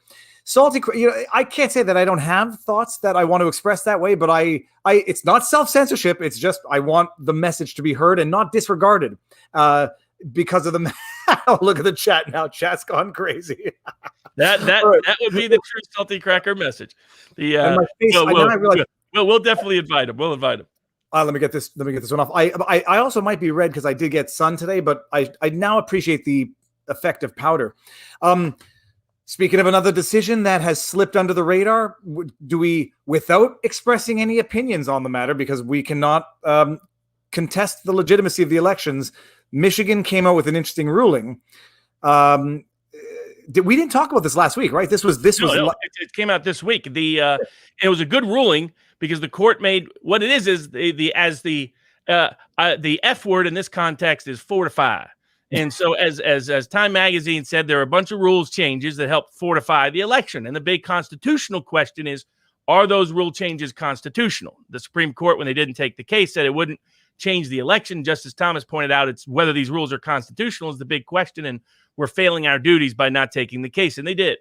But this court didn't fail their duties. The court laid out that what the Michigan Secretary of State did was change the rules in order to fix the outcome in a particular manner, but didn't think it impacted the actual outcome. I disagree with that aspect, but that's for history at this point. It's when you bear in mind the amount of absentee ballots that were mailed in Michigan, you can assess the credibility of the statement that it didn't affect any ballots. But the bottom line is the court was adjudicating on the question as to whether or not, I forget, Jocelyn Benson had issued guidance, which is how to interpret the law. And in fact, we discussed this exact guidance, I think prior to the election or soon after the election. When we were still allowed. This was that example, remember, where you could sign your name in cursive, and the Secretary of State in Michigan said it might still be a match, maybe a match, if you change to block print. And I mean, anybody could. So I could sign Viva Fry and block print because then I don't even need to know your signature. It was a crock. With that, Robert, that's awful close to an opinion. I'm joking. But what the bottom line is, Jocelyn Benson said in the guidance as to how to interpret signature matches, she said there is a presumption of validity. The court took issue with that because in the law, there is no presumption of validity. And there sure isn't for nominating petitions in Michigan or anywhere else. And the judge the case went further, which was presumption of validity. And if there's any, I think any matching hallmarks. It was even broader language. If there's anything that allows you to draw the connection, then it should be deemed valid. And the stats are what they are. The record numbers of mail-in in Michigan was 4.8 million mail-in, I think. I don't want to make a mistake. But bottom line, the court said what Jocelyn Benson issued by way of guidance was effectively either modifying the law or creating a rule, which itself had its own procedure under the Administration Procedures Act, the APA. And she effectively created a rule or modified the law without passing through the legislature. Therefore, it was illegal and unlawful. It didn't affect any of the ballots. It was never alleged. So they didn't actually say it didn't. They said it's not alleged that. And which was declared illegal. Because they're not going to get a reversal of the election from Michigan. That ship has sailed. So remove that as an issue so the judge can just focus on the law, not the political immediate past political ramifications of her ruling. Abraham Lincoln, don't allege not that which need not be alleged, lest you be required to prove that which you cannot prove, or that which you know you will not be able to prove. So they removed that. Will just antagonize the jurists so they don't make a ruling on the law. Yeah. So, I mean, it's amazing. The one thing though they said is the issue is still ripe. I guess they said not the issue is not moot because the guidance is still in effect.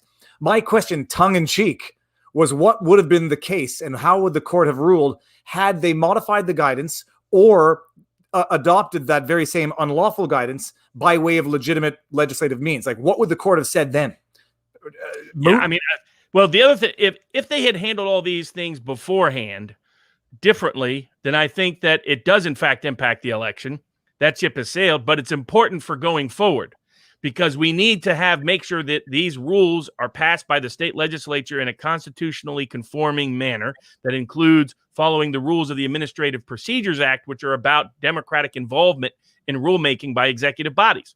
And they just broke all the rules this time, in my view.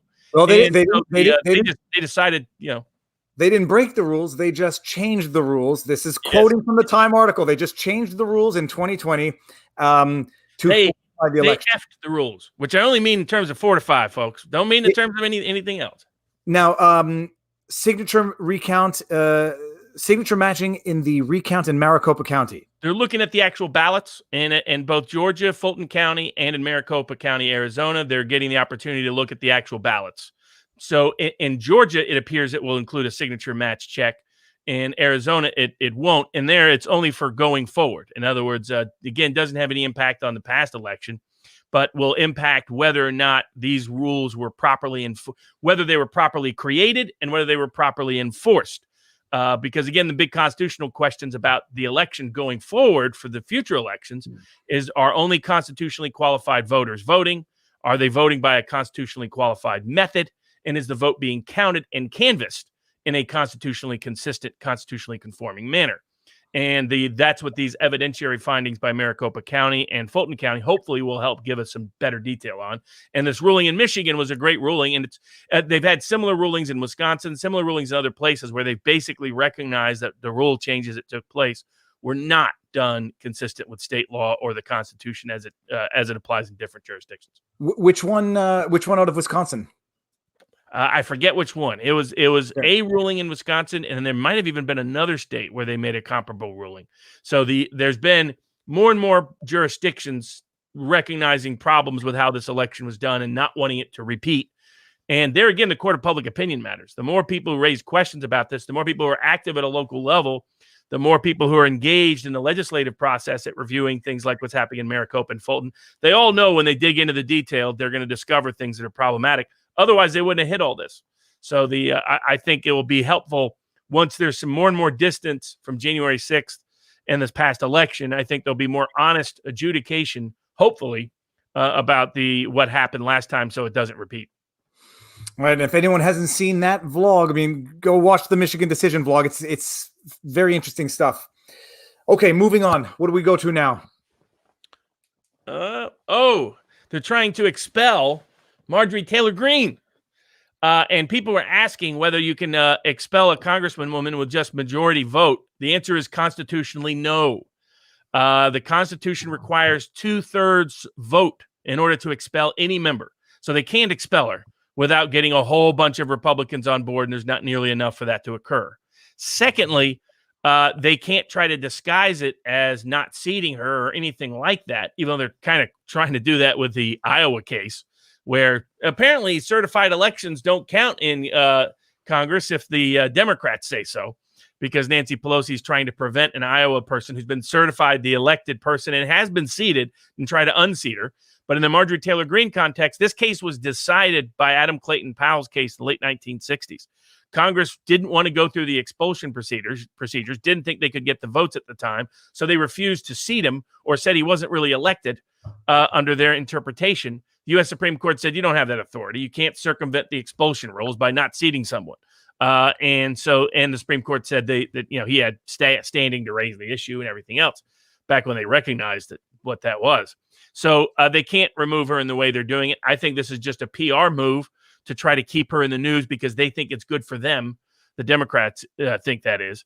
But I think it's not something that's going to really resonate, because remedies like, hey, let's if we get control of the House, let's expel our adversaries, I don't think is a long-term politically viable pitch to make to people, because it means you're against democracy. That's what you're really against. The Democratic Party really should change its name pretty soon. Well, speaking of democracy and Cleopatra, good evening, Cleopatra. It's been a while since we've seen you. No, it hasn't. Has it? I think we missed you last week. Rumors are flying that the legal voting age will be dropped to 16. Do you think that's possible? If so, we are definitely doomed. Okay, hold on. Let me see if I can answer this first. It requires an amendment. Okay, so it requires a constitutional amendment. Yeah. And what is required? You can do it for local elections. Like that's why, I think San Francisco allows illegals to vote, but it's only for local elections, not for federal office. For any federal office, you have. I'm pretty sure you have to amend the Constitution itself, because that's why they had to amend it to lower it from 21 to 18. So I think that it's unlikely that will ever occur for federal elections. And a lot of people had questions on the locals board. VivaBarnesLaw.locals.com. If you were smart and took my March Madness picks, you made enough money for your subscriptions for this year, for next year, for your lifetime, for your friends and your family. If not only that, you have bragging rights for your bracket so far with your family, with your friends, with your employees. That's why you should be at VivaBarnesLaw.locals.com. Just one of many reasons. But they asked questions about HR 1. I really don't think HR 1 is going to pass. There's problems with it coming from both sides. Democrats' effort to squeeze it through before the states could reform elections in their own way, or the 2022 elections, look like it's already in a very uphill battle in the House and in the Senate. It's already passed the House. It's not. There's critics now from the Democratic side of the aisle because they wanted to force feed all these rules onto local governments, and local governments are coming back saying this is unmanageable. Well, we're going to have one set of rules for state elections, a different set of rules for federal elections. You want us to do all these things without the money. This is not practicable. Such that, by the way, guess who admitted that? Someone you might know. Jessica Hausman wrote the article admitting that.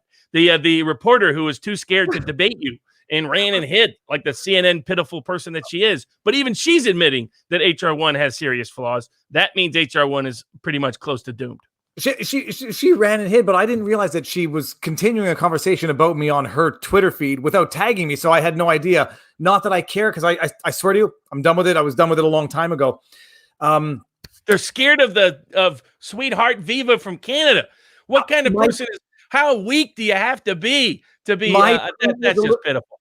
My tweet was a little sassy, but the funny thing is, everything when you read it with a nasty tone is read nasty on Twitter, even when it's read with a comical tone.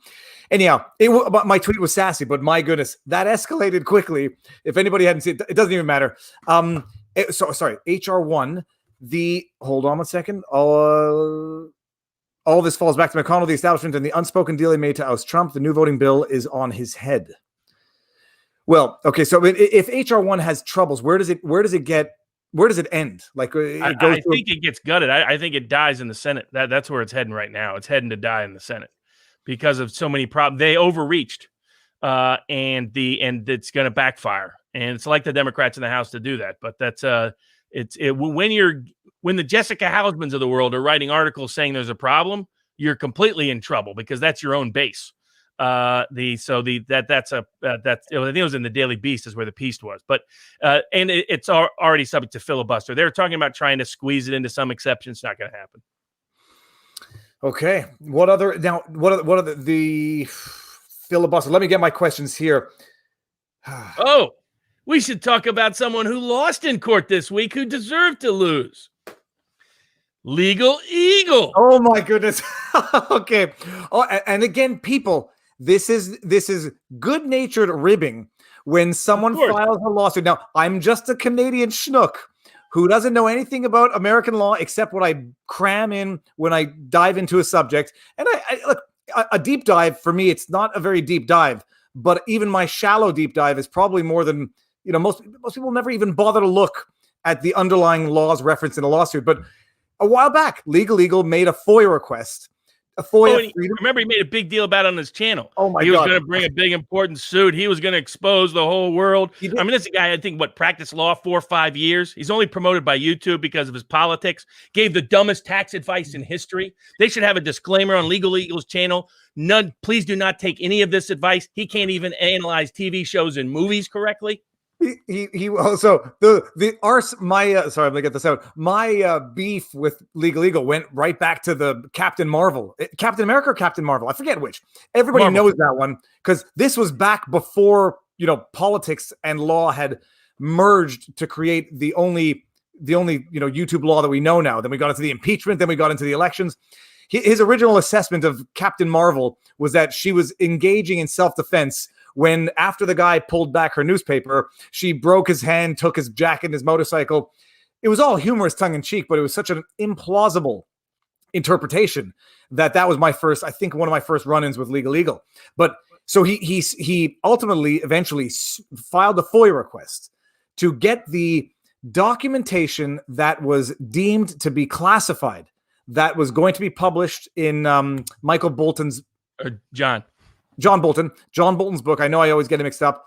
And so it was redacted, it was stripped, the classified information was removed, and Legal Eagle was very happy with himself. And it's fun to sue the government. I just don't know what costs came out of it, but he made an announcement. He's suing the government for a FOIA request because he wants to see what that classified information was, because he has reason to believe that there were machinations within the government such that they claimed things were classified that weren't. They retroactively classified, and he wanted to see it.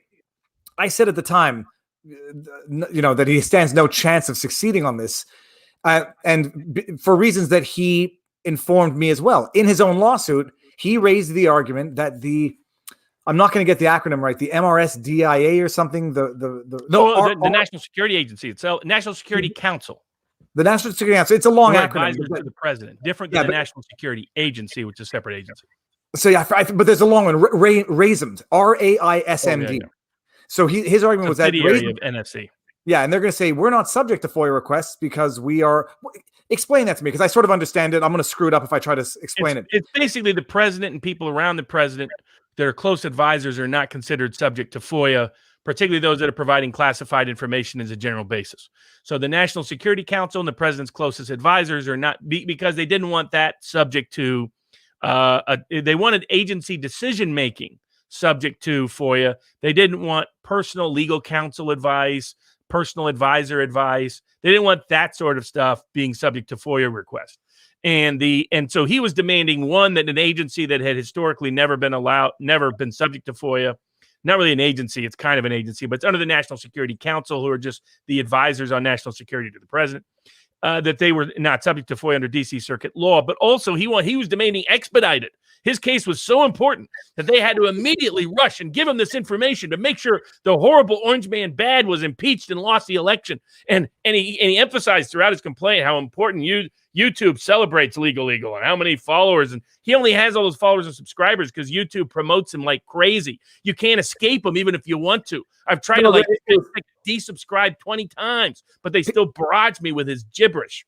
No, and people, you're saying, Viva, go sue and go to court, as a lawyer because you're a lawyer. People don't appreciate, like, when Legal Eagle had to explain who he was, and he had to explain it, but he did it in a way as though it would be impressive and create authority before the court, where reading the decision, it almost looked like it affected credibility before the court. And they ultimately basically said, they didn't dismiss all of the claims, so I was not entirely clear on what aspects are still pending. But they basically two main claims. In other words, he's no right to no right to any information from the National Security Council or anyone associated with it, and no right to information on any emergency exigent basis. So all he's got left is some of the real small claims of anyone that doesn't fit in that category that wasn't required on exigent basis. So he lost the core of the case. Now I wonder if there'll be a Legal follow-up video on how I lost when I went to court. Well, this is the issue. Like, first of all, costs. Are there any meaningful costs that they might be ordered to pay as a losing party? Only some, but it wouldn't surprise me if the law firm doing the work on his behalf are doing it pro bono because some of the people associated with that case are anti-Trump. So but normally that would cost probably close to six figures in legal fees. I can tell you, Robert, they're not doing it pro bono because part of his campaign was crowdfunding to this. I forget what the name of the attorneys were, but so I guess he's going to have to be like, what was that? Akila, obviously. What was her name? Oh, geez, Akila, obviously. And yeah, Legal Eagle is now in Akila, obviously territory. Well, he's achieved new recognition for failure. It was at the time. I had this thought even before you sensitized all of everybody here to the risks of crowdfunding when you're suing. I said at the time, it looks bad. It looks suspicious. It looks opportunistic in that you want to create the lawsuit and then ask your subs to support the firm doing it. That's why it should always be a third party doing that crowdfunding. I had a good discussion with Nick Ricade on this, a couple of months ago. But that when you're doing, if there's a crowdfunding source is the only source of funds, let the people who are actually of interest in the case. But when you're the lawyer and you're the plaintiff, and you want some other lawyers to handle the case, which I always wonder about a little bit. But yep, if you're the greatest lawyer in the book, why can't you handle the case? Oh no, I immediately, I don't think illicit kickbacks. I think scratching back, it's DC, and that's how it works. So, anyways, the decision was quite. I was going to do a video on it. I might still do a video, but it was just like, no, they're not subject to it. You raise the argument in your suit in the sassy lawyer back and forth. You say, I'm aware of the decision, and I still consider you to be bound by FOIA requests. And the judge's like, no, you're not, and you don't. You're constructive. What was it? Constructive refusal, or it was a more legal term as to. And they brought frivolous motions to strike. They're up this filing for this. Judge is like, nope. Motion to strike because it was procedurally improper. The accusation. This is where people can judge me as much as they want, but when you start arguing those types of semantics in front of a judge, unless you are very much politically aligned with a very much political activist of a judge, by and large, they don't like these stupid procedural arguments. It's like, and he drew a liberal Democratic judge, the Judge Contreras. So it was his arguments were so bad he couldn't even win in DC. I did not realize it was Judge Contreras, the same Judge Contreras who was the original judge in Flynn. Yeah. Same guy. Small world. All I can say is that my original video, which I posted 8 months ago, the title was "His lawsuit is going to fail." Thus far, it has been an abject failure, but there is still some element of salvaging some dignity. But we'll see. The big one is he failed. Your prediction was right, which is also like our prediction we made last week, which was that the judge in the Toddy Westbrook case would dismiss that case just to get the lawyers out of the courtroom and to never have to see these lawyers or litigants again. One day after our broadcast, judge dismissed the case on personal jurisdiction grounds and said, please go away. So where predictions come true. Yeah, no, I say, and I know where I make my wrong predictions even more loud than not. Oh my goodness, which is a perfect segue into the next subject. Let me just get this one out. Passenger aboard. That's going to be a separate issue, what they can require. I mean, generally they can require what they want. The question is whether there'll be economic consequence for it. But constitutional, yes, because it's not being required by the government. This is solely, and I can see it. Cruise ships might be in a different place.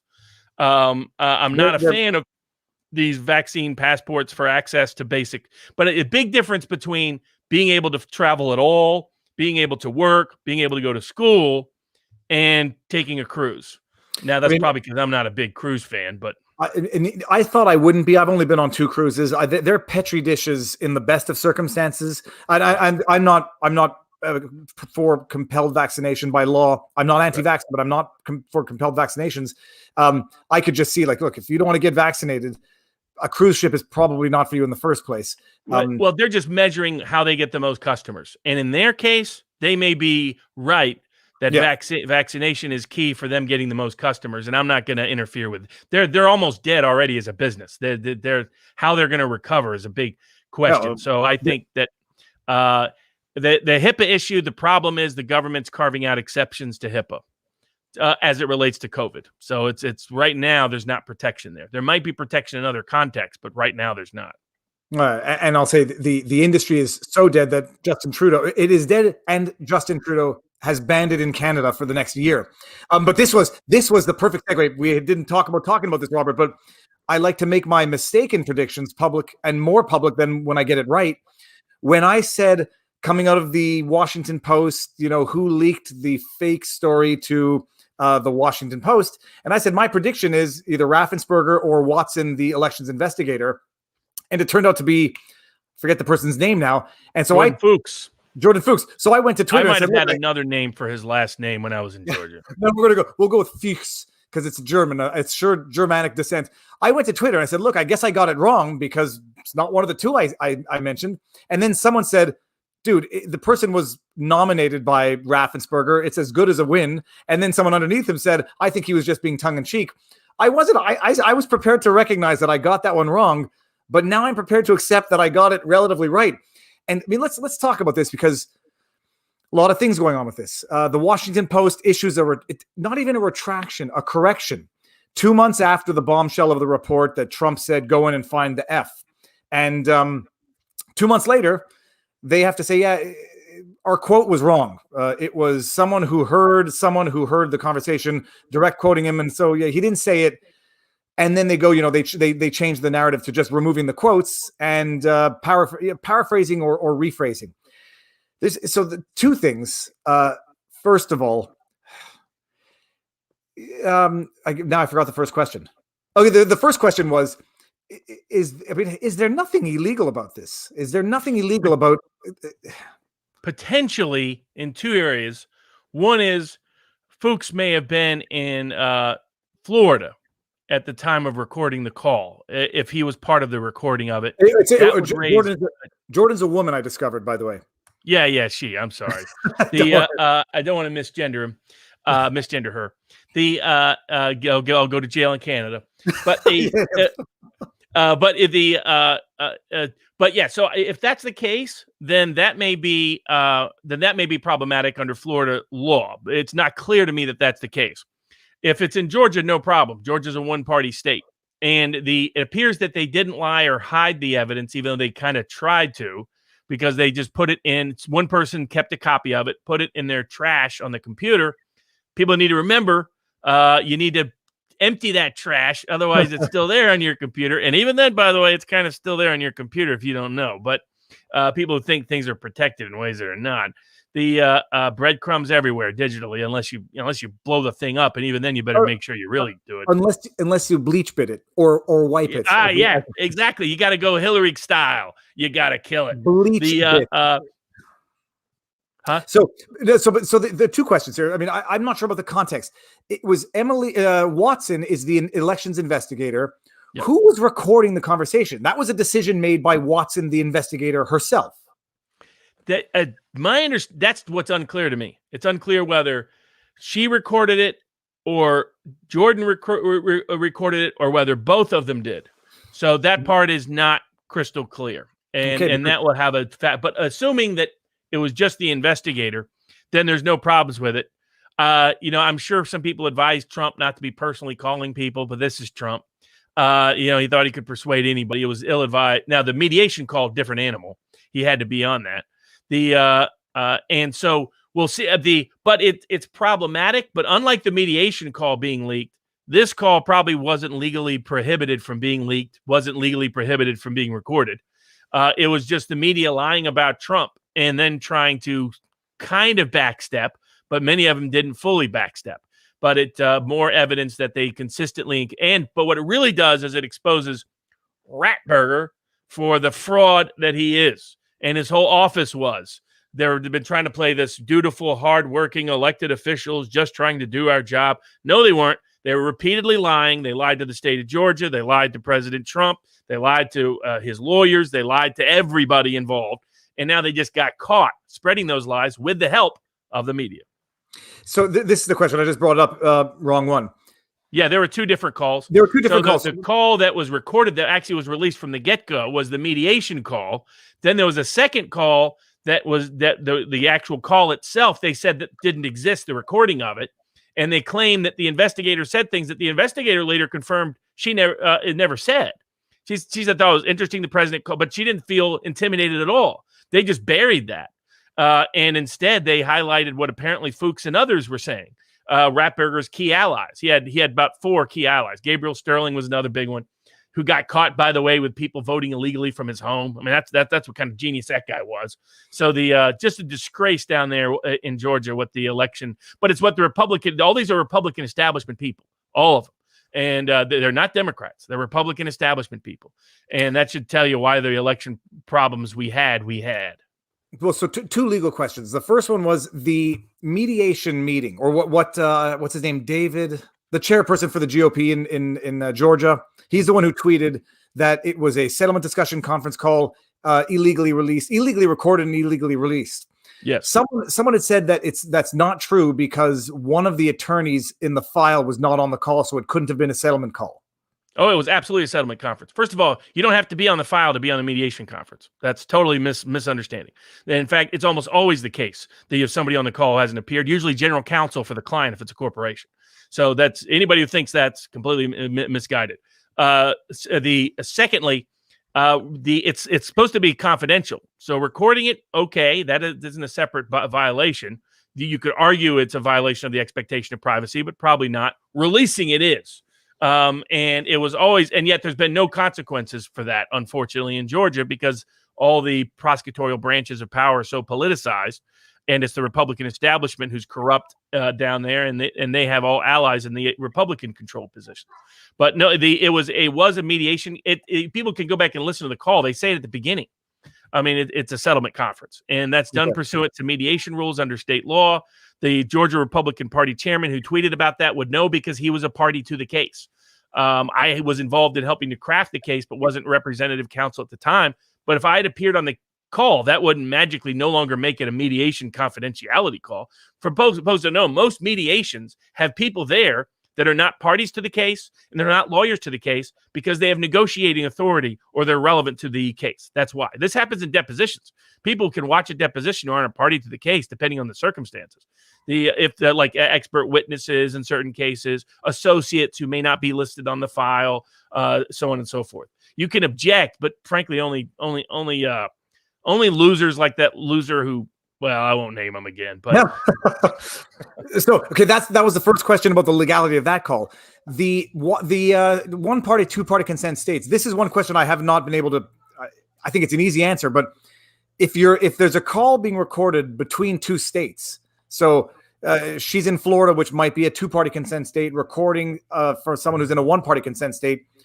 Does it matter who's doing the recording, or does one law trump the other?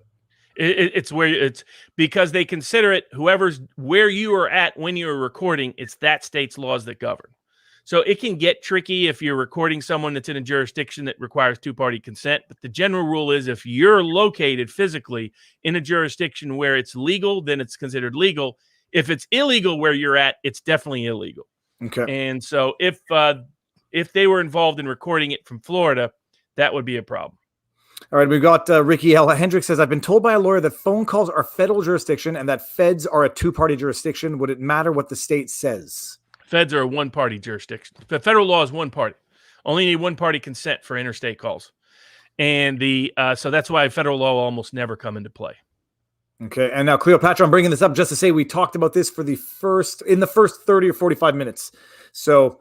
and we went over it in details. And R&R, we talked about it last Wednesday, although there were some developments that hadn't occurred when we did that. The short answer is it's uphill for the jury for Chauvin, but very big evidentiary rulings that give him a very strong chance at prevailing. All right. What do we say here? Blink SOS if you're being held captive in the sauna. It does look like a sauna. My face is red. It's the light. I have a nice ring light, a bigger one that I should have brought, but whatever. If this is the problem that we have for the next week or so, it's not a big problem. Candace Owens has a good case against Cardi B. Okay, so now for anybody who we're going to have to self-censor here as well. This is very reminiscent of Jerry Falwell's ad again. Not Jerry. I'm sorry.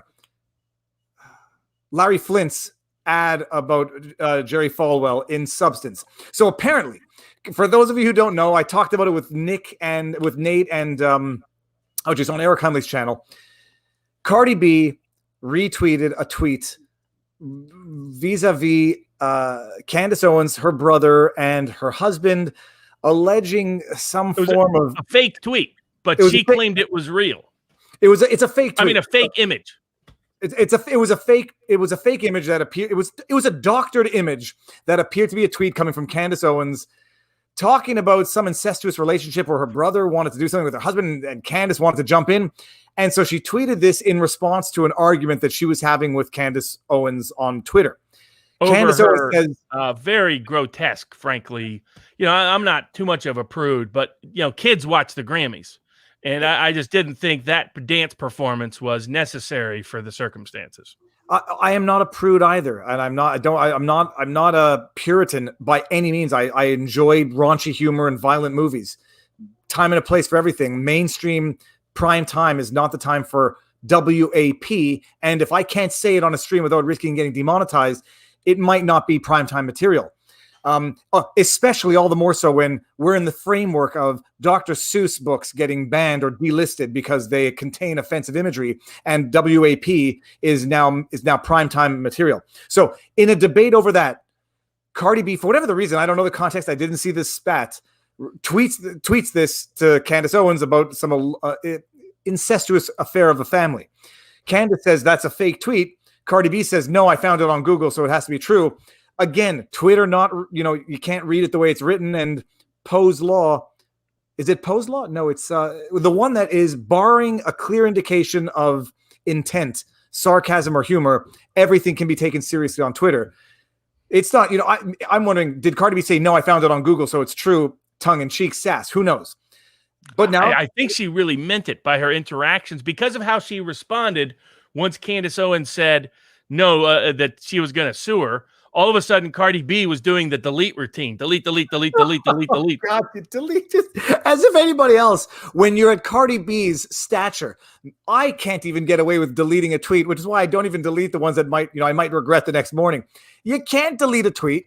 It is there forever. And when you delete it, you look dishonest. You look like you're trying to cover up a mistake, or to give her the benefit of the doubt, you're trying to delete the disinformation because you don't want it further propagated. So interpret it the way you want. Bottom line, Candace has not yet sued, but has indicated that she's going to sue for defamation. What do you think, Robert? I mean, this sort of goes back to Douglas, the meme guy, come vote on November 6th type thing. This is getting into the realm of, if you take something seriously on Twitter, you might maybe have your head examined. But flip side, if it looks legitimate enough, then you cannot be blamed for having believed it. Well, I mean, it's definitely clear libel to the degree that she was representing it is true, because it was completely false and very defamatory. And Candace lives in Delaware.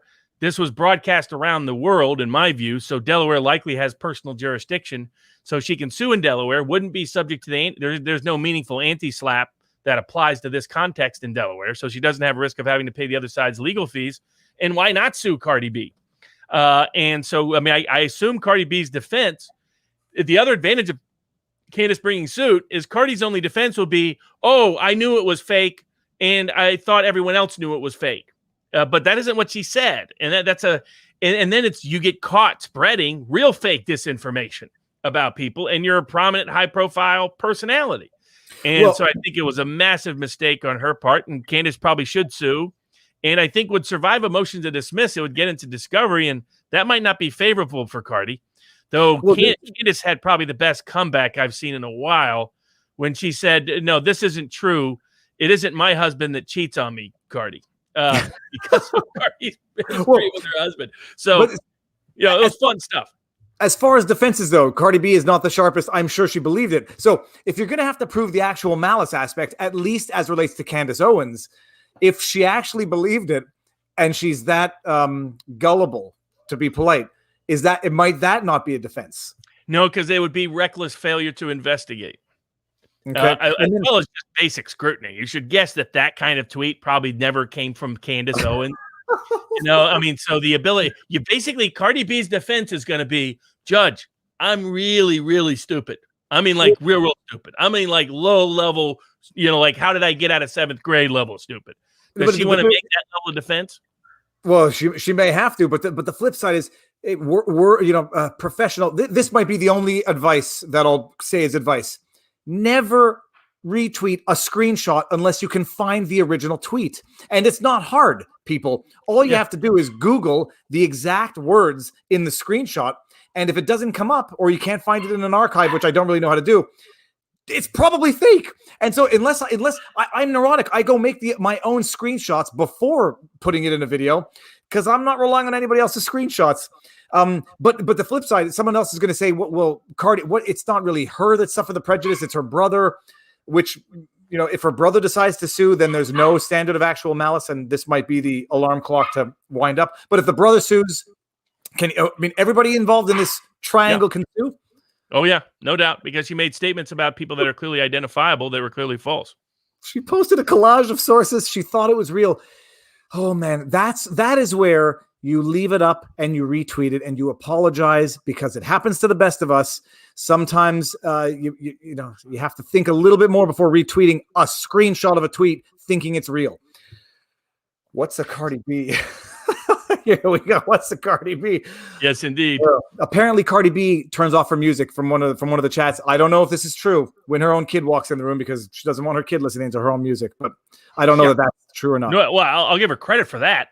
That's true. It's just don't broadcast it on the Grammys. Some of the questions that we had was from, most of them we answered, but one of them from the locals board was from Volk Revel about the definition of vaccine, which I think is interesting, because we're hearing statements from public health authorities that are describing what has been defined publicly as a vaccine in a way that doesn't meet my understanding of it. My understanding is, for a drug to reach the level of vaccine, it has to immunize both me from getting the disease and from being able to transmit the disease. Otherwise, it's just another drug. Maybe it has therapeutic benefits, maybe it has other benefits, but if it doesn't function in those two ways, that's my understanding of a vaccine. And at least some of the communications we're getting is that they're not confident yet that this particular COVID vaccine functions in that way, of my understanding of a vaccine, but we'll find out. But there is that's my understanding of the legal definition as well, but I'll double check in it. At least that's my colloquial understanding. This is where I stop venturing out or covering, because I don't know. I've heard people tell me the same thing, do a video on this. And look, I know when I'm not going to understand something, and I've heard people say the same thing, and they give it's not MRSA, but it's another acronym. I don't know. So I don't even venture into it. And I'm glad, But there is for liability immunity purposes, there is a specific definition of vaccine. And that's always been my understanding, but I haven't double checked if they've changed that for the COVID context. A drug company just can't label something vaccine and magically it's immune from all the rules that drug companies are generally bound by, unless it meets that legal definition of vaccines that are defined solely for the purposes of what's immune from suit and what isn't. And it was mRNA, but I mean, this is where I know what I don't know, and I don't even know enough to ask the smart questions. So, yeah, that's the one that Zuckerberg had a problem with initially, and by his own statements now, his own statements would be banned by his own Facebook, so because he raised questions about it. Shows you with the nature of the world we live in. Answered that one. And, wow, geez, we did a good job. Only two questions didn't answer. One was about the Wisconsin judge getting charged. Unfortunately, the kind of people in my experience who seek state power over children are people I generally don't trust. That's just been my professional experience. And it's not a huge shock to me that but it's deeply disturbing that you have a judge with power over children getting caught with CP on his computers. That shows that there's a problem. And how he got bail, well, it shows how our system operates very differently with the politically protected versus the politically unprotected. And then the other question was about the Fourth Circuit's reversal of the Kian case, which is well covered by Technofog, which has his own Substack that breaks this down. That was the Flynn associate who the judge determined should have never had the case brought against him in the first place, dismissed it, said he should be granted a new trial even if it wasn't dismissed. Fourth Circuit Court of Appeals, two Obama judges, not only reinstate the verdict, they refused to allow the case to be retried in any way, shape, or form. I partially put the blame on this on the district court. The district court knew that this was a problem before trial. If he dismissed it in a particular way during trial, then it's non-appealable. He chose not to do that because a lot of judges are like, well, we want to give the government a second bite at the apple. And they shouldn't. If you feel strongly that this is unconstitutional or illegal, then do it. And in the Rule 29 motion context, don't wait until after trial to do it, or you can get what happened here. I think it's a wrong verdict. It will get appealed to the U.S. Supreme Court, but it will be uphill whether the U.S. Supreme Court will take it. All right. And you know what? I forgot to mention it. We're still at 9,400 people, and people are getting ready to go to see Salty Cracker, I think. Hit the thumbs up, people, and let's just see that number go up. I don't want to use any inflammatory language. And, let everyone put a comment in the chat and see what happens, because it'll just go nuts. Robert, this was amazing. It went off without a hitch, tethering off my phone. I'm going to see how much data this used and then run a poll. And whoever gets closest, I'm going to send out a shirt to, because I think it'll be a fun guess. I have no idea. I am sure a smart person who knows how LTE uses data to upload or whatever I'm doing could guess this. So let the smartest person win. Everybody in the chat and coming along, thank you very much. I don't know how many people are watching this on Rumble. Oh, sorry, go ahead. Oh, yeah. The two things. On Wednesday, we'll have a double header set of interviews. So you can give the first preview. I'll give the second. Yeah, well, because you better give the second, because I forget who it is now. The first preview is Gad Sad at 1:30. I said I was going to tweet this out late last week, but I figure I'm going to do it tomorrow just so that nobody forgets. 1:30, Gad Sad. I think they call him the Gadfather, author of The Parasitic Mind. So if you haven't read the book yet, go read the book or listen to it. I hear someone. Oh, there's a dog here. Go read the book, because it's a great listen or read. I'd like to. And at 7, the doubleheader. Special doubleheader Wednesday will be we will have a conference, a interview with Nerdrotic, who is one of the great culture commentators, get into Gamergate and a wide range of other subjects, Star Wars being targeted, people that are critics of the Disney-fied Star Wars and the people who fired Gina Carano are being targeted now by aspects of the press and other people. So there's a range of topics. Great guy, great commentator. So we'll have a special doubleheader on Wednesday. And I've got a bone up on Nerdrotic, and now everybody, Winston is going to say goodnight. He is having fun out here. There's very little poop other than another dog that he's susceptible of eating. And for everybody saying I should cut the hair around his eyes, I've read the comments. My only concern is that if you do it once, you have to keep doing it. If it gets long enough, I can brush it over and he can see, but he can see fine. So with that said, for everybody that there was a live chat going on after the show for the after party. I'll be over there in a few minutes at vivabarneslaw.locals.com. And Robert, I'm sorry, I want to give you the last word now because I almost forgot. Words of encouragement, because someone, Theophrastus, said he needs them this week. Close us off with some words of encouragement and inspiration. For the first time in more than 50 years, the New York Times is being held responsible and having to subject themselves to discovery for their libelous history against Project Veritas. And that sends a signal, just as the pastor was freed in Canada, this case is another, and the Silberman dissent, shows a signal that the legal system and the politicians are starting to respond to public pressure, are starting to respond to having to democratize their legal system, at being able to balance out the legal power that exists. And so we had a lot of reasons for encouragement this week, including one of the biggest wins in a long time in the Project Veritas case. Amazing. All right, everyone, thank you for tuning in. Enjoy what's left of the weekend. Robert,